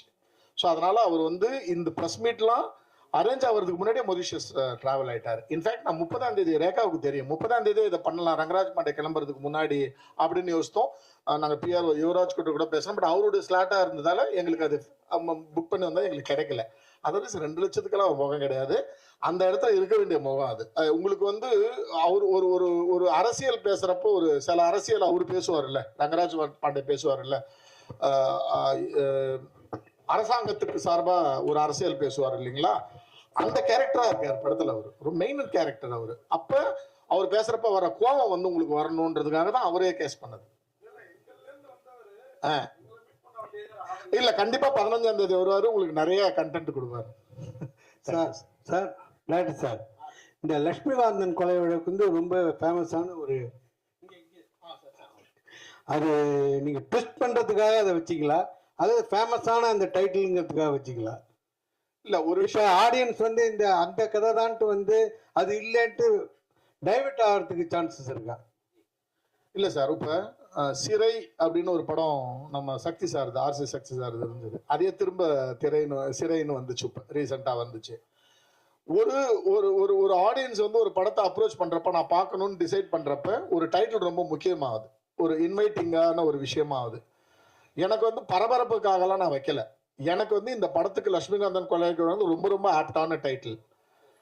இன்னொரு விஷயம் என்னன்னா, இது எல்லாமே யோசிக்கிறதுக்கு முன்னாடி இதை நான் பேட்டர்ன் ரைட்டிங்ல ரிஜிஸ்டர் பண்ணி வச்சிருக்கேன். ஆல் இண்டியா பேட்டர்ன் ரைட்டிங்ல இந்த டைட்டில ரிஜிஸ்டர் பண்ணி வச்சிருந்தேன். என்னைக்காவது ஒரு நாள் யூஸ் பண்ணுறப்ப எனக்கு இந்த படத்துக்கு அது ரொம்ப ஆப்டா பட்டுச்சு. பிளஸ் ஒரு இன்வைட்டிங் டைட்டிலா ஃபீல் ஆச்சு எனக்கு, அவ்வளவுதான். டைரக்ட் சார், இங்க சார் நீங்கள் பேசிட்டு இருக்கும்போது படத்தில் ஒரு டைலாக் வச்சுருக்கோம், அது ரொம்ப இக்கட்டான டைலாக் அப்படின்னு சொன்னீங்க. அரசியல்வாதி பையன் அரசியல்வாதி ஆகலாம், திருடனோட பையன் திருடன் ஆகக்கூடாதா கேட்டீங்க. திருடனை விட அரசியல்வாதி கேவலமானவனா? ஏன்னா இப்போ வந்திருக்க புது ஆட்சியில் எல்லா அரசியல்வாதியும் மக்களால் ஓட்டு போட்டு தேர்ந்தெடுத்து வந்திருக்கோம். எல்லா அரசியல்வாதிக்கும் மக்கள் தான் தேர்ந்தெடுத்து கொண்டு வந்திருக்காங்க. அவ்வளோ கேவலமானவனையா கொண்டு வந்திருப்பாங்க? அப்போ திருடனை விட கேவலமானவனா? ஓகே சார், இதுக்கான பதில் சூப்பர், நல்ல சிறப்பான கேள்வி. விஷயம் என்னன்னா சார், ஒவ்வொரு தனி மனிதனும் அவனுடைய நியாயத்தை பேசுறப்ப நம்ம என்ன பேசுவோம்னா, நமக்கு எது சரியான நியாயமா, டே அவன் அடிக்கிறான் நான் அடிக்கூடாதா அப்படின்னு பேசுவோம். அரசியல்வாதியோட போய் அரசியல்வாதி அவரும் திருடன் ஒரு திருடன் பேசுவான். ஸோ இந்த டயலாக் எழுதுறது ஒரு திருடனுடைய பர்ஸ்பெக்டிவ் நம்ம எழுதியிருக்கோமே தவிர என்னுடைய கருத்து கிடையாது, கேரக்டருடைய கருத்து அது. நான் சொல்லல, கேரக்டர் அப்படி சொல்லுது.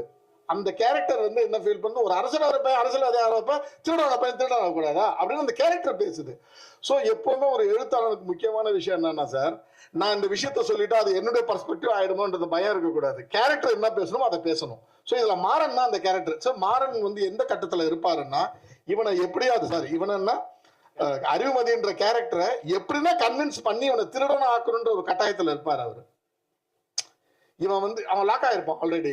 இவனை எப்படின்னா கன்வின்ஸ் பண்ணி அவனை அப்ப எது வேணா சொல்லுவோம்ல, மச்சான் நீங்க ஒரு நாள் தானடா நம்ம ஜென்ரலா பேசுறப்ப நிறைய விஷயங்களை சொல்லுவோம்ல, ஒரு சின்ன சின்ன பொய்களை சொல்லுவோம் கன்வின்ஸ் பண்றதுக்கு, நிறைய தத்துவங்களை சொல்லுவோம், அந்த தத்துவங்களை லாஜிக்கே இருக்காது. அது மாதிரியான ஒரு விஷயம் தான் அந்த கேரக்டரோட பர்ஸ்பெக்டிவ்ல அது ஜஸ்டிஃபை பண்ற ஒரு விஷயம் சார். Correct sir.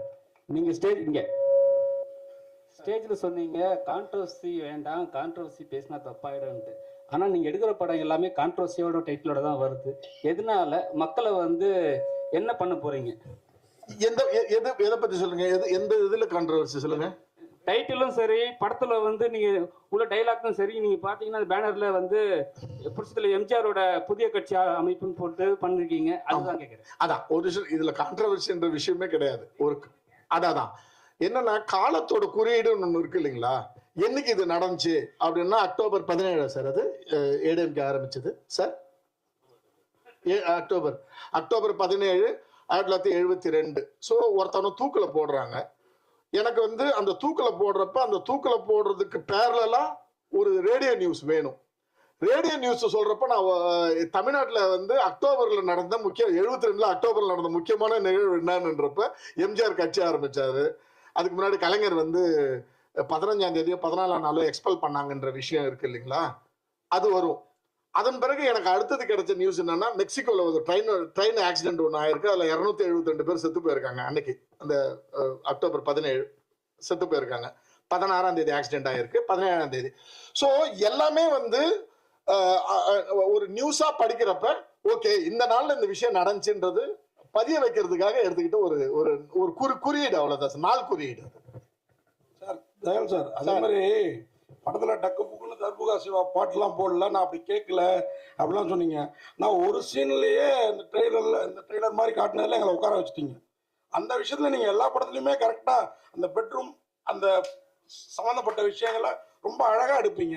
இப்படி ஒரு கிரைம் இந்த மாதிரி படத்துல எப்படி அந்த மாதிரி சீன் யோசிக்கிறீங்க? சாப்பிட்ற மாதிரி ஒரு சீன், அதுதான் கேட்குறேன். எப்படி அதை யோசிக்கிறீங்க? நான் எல்லா படமும் பார்த்துருக்கேன். உங்களுக்கு வரலட்சுமி நடிச்ச படம், அந்த படம் மாருதி கிளுகிழுப்பா இருக்குன்றீங்களா? இல்லைன்றீங்க. ஆனா பாட்டுல கிளுகிழுப்பு இல்லை அப்படின்னு சொல்றீங்க சார். 2 விஷயம் சார். நான் ரொம்ப ஸ்ட்ராங்கா இருக்கேன். படம் பார்த்துட்டு ஒரு டிஸ்ட்ரிபியூட்டர் இங்கே தான் உட்காந்துருக்காரு, அது இருக்காரு பாருங்க, குமார். என்கிட்ட ஒரு விஷயம் கேட்டார். என்ன கேட்டார்னா, படம் பார்த்துட்டு பயங்கர எக்ஸைட் ஆகி சார் செம்ம சார் நீங்க கீழ்ச்சிட்டீங்க சார் அதெல்லாம் சொன்னார். சொல்லிட்டு ஒரு வார்த்தை என்ன கேட்டாரு, சார் அவ்வளோ குத்துனா ரத்தம் வராதா சார்? சார் இவ்வளோ படம் எடுக்க நான் ரத்தம் வராதுன்னு எனக்கு தெரியாதா சார்? ரத்தம் வரும், அந்த இடத்துல குத்துனா இவ்வளோ ரத்தம் பீரிட்டு வரும்னு எனக்கும் தெரியும்.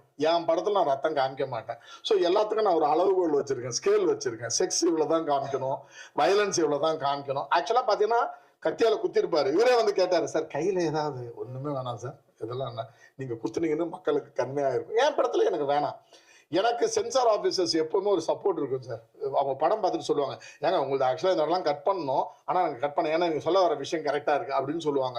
எனக்கு எப்படின்னா ஒரு பேலன்ஸ்டான படமா இருக்கணும். அந்த ரத்தம் அந்த ரத்தம் தொய்ந்த அந்த கைகள் தான் என் படத்தை எலிவேட் பண்ணணும்னு எனக்கு தோணலை. அதே மாதிரி தான் செக்ஸ் ஆர் காதல் அந்த விஷயத்துலயும் அது எவ்வளவு ஒரு ஸ்கேல்ல என்ன அளவுல காமிக்கணுமோ அதை மட்டும் காமிக்கணும்னு நினைக்கிறேன். அப்புறம் இந்த போஸ்டர் பத்தியும் ஒரு கேள்வி.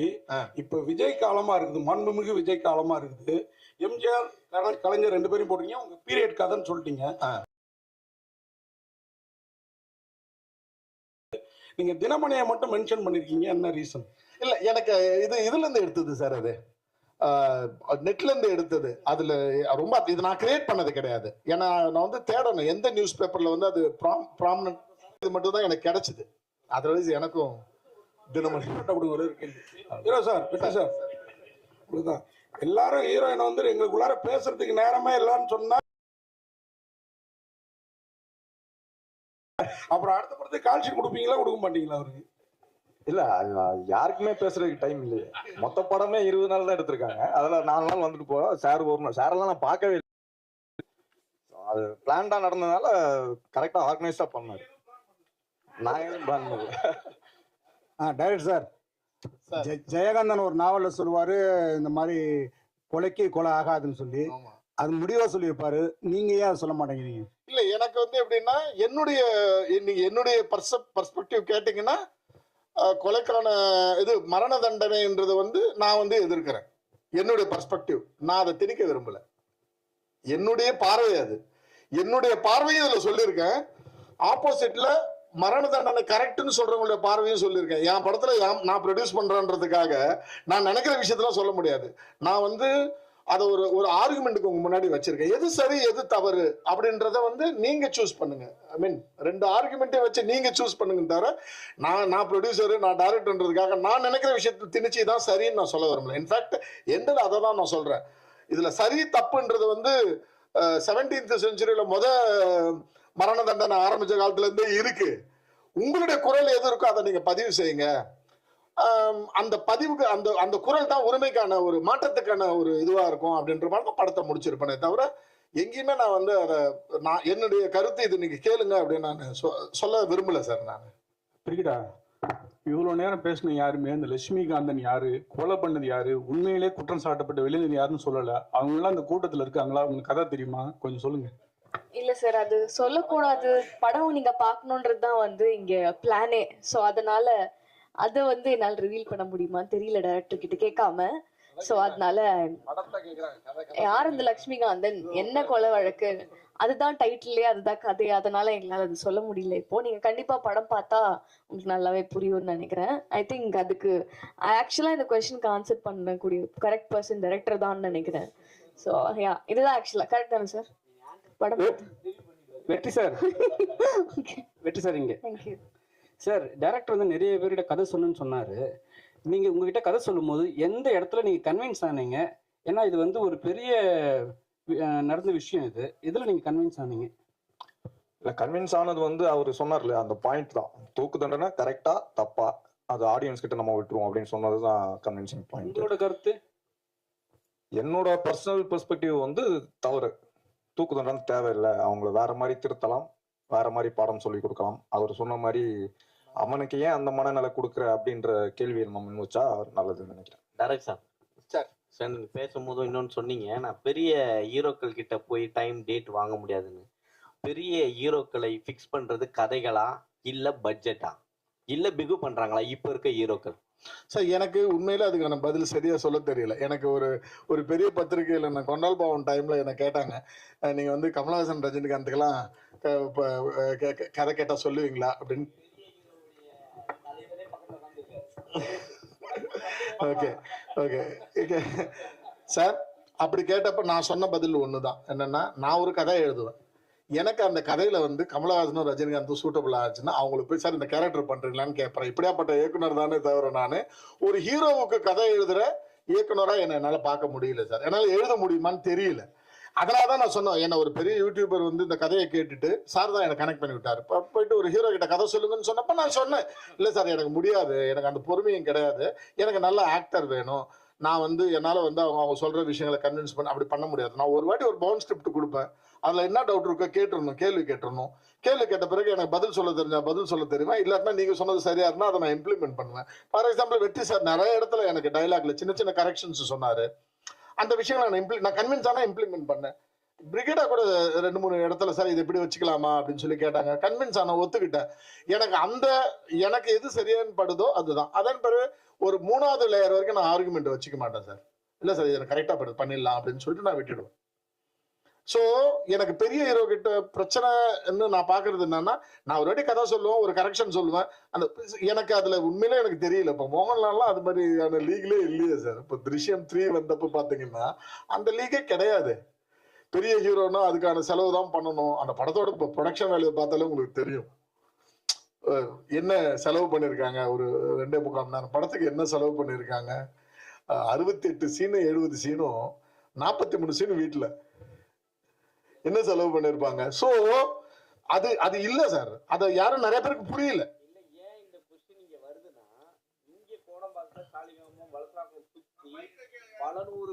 பல நூறு இயக்குனர்கள் இளம் இயக்குனர் சுத்துறாங்க.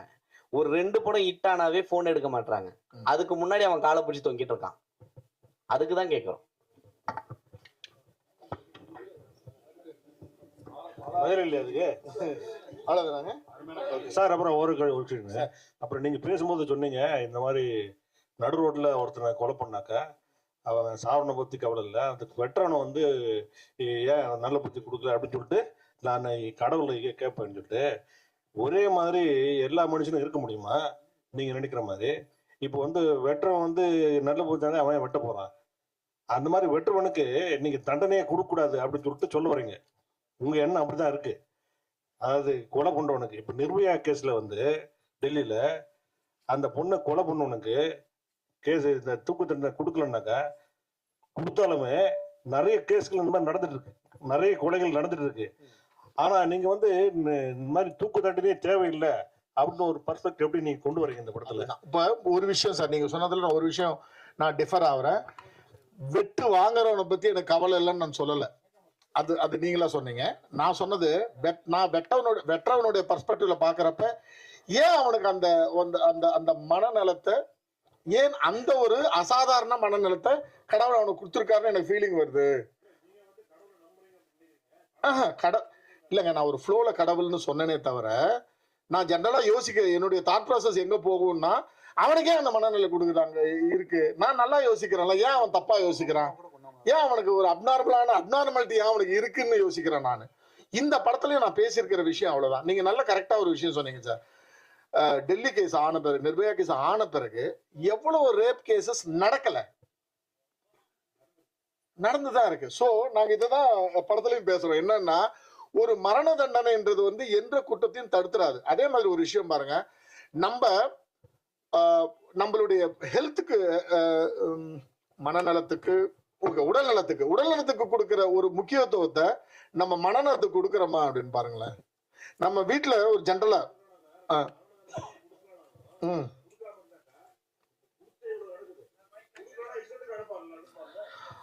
அதுதான் சொல்றேன். அதெல்லாம் பத்தி பேசியிருக்கோம். அததான் இவரு சொல்றாரு, அவரு இல்லைன்னு சொல்றாரு. இது எனக்கு இதெல்லாம் ரொம்ப பிடிச்சிருக்கு. நீங்க என்னென்ன பேசுறீங்களோ இதெல்லாம் படத்துல இருக்கு. ஹலோ இல்ல சார், இந்த இந்த இந்த விஷயமானது சினிமால எடுத்து பேசுறது இன்னைக்கு நேற்று இல்லை, கிட்டத்தட்ட 67 தொடர்ந்து பேசுறோம். மிருத்யு தண்டில் ஆரம்பிச்சு விருமாண்டியில கமலஹாசன் பேசாதது கிடையாது. ஒரு டிராமாவை ஆரம்பிச்சு அது எல்லா ஜானரும் போகும். பட் இன்னை காலகட்டத்துல கிரைம்ஸ் இன்க்ரீஸ் ஆயிடுச்சு, சோசியல் மீடியா ஜாஸ்தி ஆயிடுச்சு. ஆனா நம்ம இதை கொண்டு போய் ஒரு கோர்ட் ரூம் டிராமால சொருகிடுறோமா, இதனோட கான்டெக்ட புரிஞ்சுக்காம ஒரு கோர்ட் ரூம் டிராமாவே இந்த மாதிரியான ஒரு சீரியஸான விஷயத்த அனலைஸ் பண்ணி கடைசியில ஒரு சம்மரைஸ் பண்ணிடுறோமான்ற ஒரு வருத்தம் இருக்குல்ல? இல்ல, ஒரு விஷயம் என்னன்னா சார், நான் வந்து கொஞ்சம் புத்திசாலித்தனமா இதை வந்து இன்னைய காலகட்டத்துக்கான கதையா வைக்கல.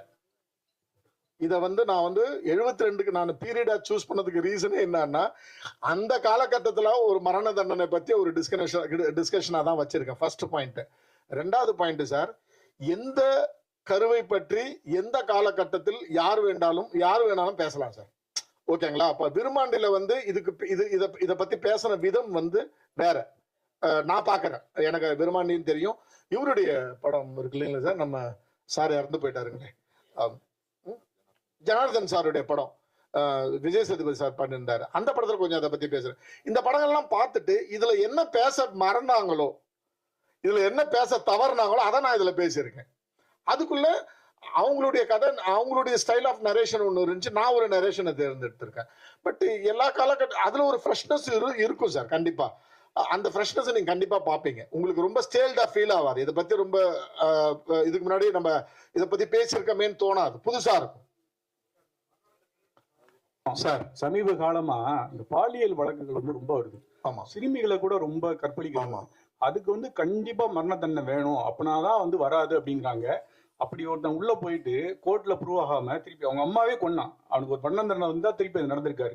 இந்த மாதிரி இந்த செக்ஷுவல் இதுல, இந்த சிறுமிகள் இதுல மரண தண்டனை வேணுமா வேண்டாமா, உங்களோட கருத்து என்ன சார்? நான் சிறுமிகள் பலாத்காரத்தை விட்டுட்டு நீங்க ஓவராலா என்கிட்ட கேட்டா நான் ரொம்ப ஸ்ட்ராங்கா சொல்லுவேன், நான் வந்து மரண தண்டனைக்கு எதிரானவன். நான் சொல்லிட்டேன், நான் முதல்ல சொல்லிட்டேன், நான் வந்து மரண தண்டனைக்கு எதிரான. நான் எங்க பர்ஸ்பெக்டிவ் என்னது மாறுதுன்னு நான் சொல்லிடுறேன் சார். நமக்கு இந்தியா சுதந்திரம் அடைந்து கல்கட்டால நடக்கிற அந்த வயலன்ஸ், ஹிந்து முஸ்லீம் வயலன்ஸ், அது எல்லாம் நோன் வயலன்ஸ்ல ஒரு முஸ்லீம் ஒரு ஹிந்து பொண்ணை வந்து ஷூட் பண்ணிடுறான், கன்ல ஷூட் பண்ணிடுறான், அவனை அரெஸ்ட் பண்ணிடுறாங்க. இது விஷயம் நிறைய பேருக்கு தெரிஞ்சிருக்க வாய்ப்பு இல்லை, நிறைய பேருக்கு தெரிஞ்சிருக்கும் வாய்ப்பு இருக்கு. ஒரு 20 வருஷம் கழிச்சு அவனை ரிலீஸ் பண்றப்ப அவன் ஒரு பர்ஸ்பெக்டிவ் சொல்றான். இப்ப நான் கதையா சொன்னவனு உங்களுக்கு என்ன தோணுச்சு? நடந்த ஹிந்து முஸ்லீம் கலவரத்தில் ஒரு முஸ்லீம் இளைஞன் ஒரு ஹிந்து பெண்ணை வந்து சுட்டு கொன்றான், இதான் கதை. அவன் 23 வருஷம் கழிச்சு ஒரு கதை சொல்றான் சார். அந்த பர்ஸ்பெக்டிவ் என்ன தெரியுங்களா? 9 பேர் நாங்க போனோம், அந்த பொண்ணு முன்னாடி வந்தா, எப்படியாவது சாவடிக்க போறோமே, அதுக்கு முன்னாடி அவளை கற்பழிச்சுட்டு அப்புறமா சாவடிக்கலாம்னு முடிவு பண்றாங்க 9 பேரும். 8 பேரும் ஒருத்தன் அப்போஸ் பண்றான். நம்மளோட நீ சாவடிக்க நான் ரெடி, நீ இவ்வளவு சாவடிக்கணுமா, ஒரு ஹிந்து அவளை நான் சாவடிக்கிறேன்னு நீ சொல்லி நான் சாவடிக்கிறேன். கற்பழிப்புன்றது நம்ம அஜெண்டாவிலே கிடையாது, அது கூட்டுறோம்னு சொல்றான் அவன். இவங்க 8 பேரும் உனக்கு இருப்போம் இல்லையா, தனியா போய் நில்லு, நாங்க முடிச்சுட்டு வரோம் வேலையன்னு சொல்றாங்க. அவன் உறுதலை இதை சொல்றான், முடிச்சுட்டு வரோம் வேலையன்னு சொல்றாங்க. அப்ப இவன் என்ன பண்றான், அந்த பொண்ணை காப்பாத்துறதுக்காக அந்த பொண்ணை ஷூட் பண்றான். 8 பேர். இது இன்னொரு பர்ஸ்பெக்டிவ் 23 வருஷம் கழிச்சு நமக்கு தெரியுது. இந்த பர்ஸ்பெக்டிவ் நிறைய குற்றத்துல இருக்கும்ல, அந்த சான்ஸை வந்து நிறைய விஷயங்களை நான் சொல்ல இப்ப அது எப்படி தெரியல, ஒரு ஹிடன் விஷயமா நிறைய இருக்கும் சார். ஒவ்வொரு குற்றத்துக்கும் பின்னாடி நம்ம 2 விஷயம் பேசுவோம் சார். ஆட்டோ சங்கருடைய இது இருக்கு இல்லைங்களா, எக்ஸிகியூஷன் இருக்குல்ல, ஆட்டோ சங்கர் மட்டும்தான் குற்றவாளியா?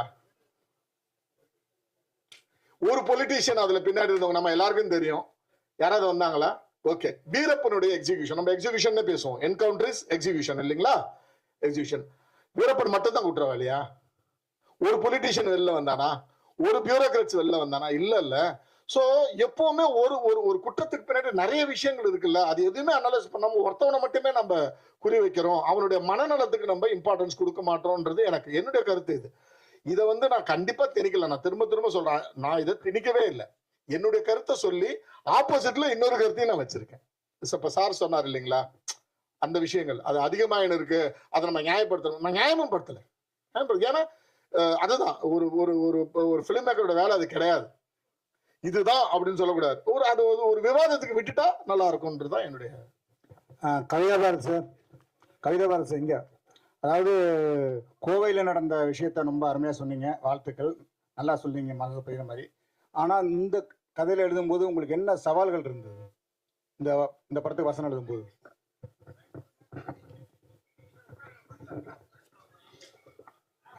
சவாலுங்கிறது என்னன்னா, 2 எதிர் கருத்துகள் 2 பேருக்கும் பேசுறவங்களுக்கு அது நியாயம். நீங்க எப்பவுமே ஒரு தரப்பு எடுத்து பண்ண முடியாது. நீங்க அவர் சொல்ற மாதிரி மரண தண்டனைக்கு நான் எதிராக இருக்கேன்னு சொன்னா ஆதரிக்கிறவங்கள நான் வீக்கா எழுதிடக்கூடாது. 2 தரப்பு நியாயமும் சமமா இருக்கணுங்கிறது இருக்குல்லங்க, அந்த 2 தரப்பாவும் மாறி எழுதுறது பெரிய சவாலா இருந்தது. ஏன்னா இந்த படம் வெறும் கதை மட்டும் இல்லை, இதுக்குள்ள ஒரு வாதம் இருக்கு, இதுக்குள்ள ஒரு தர்க்கம் இருக்கு. அந்த தர்க்கம் வந்து பெரிய சவாலா இருந்தது. ஒரு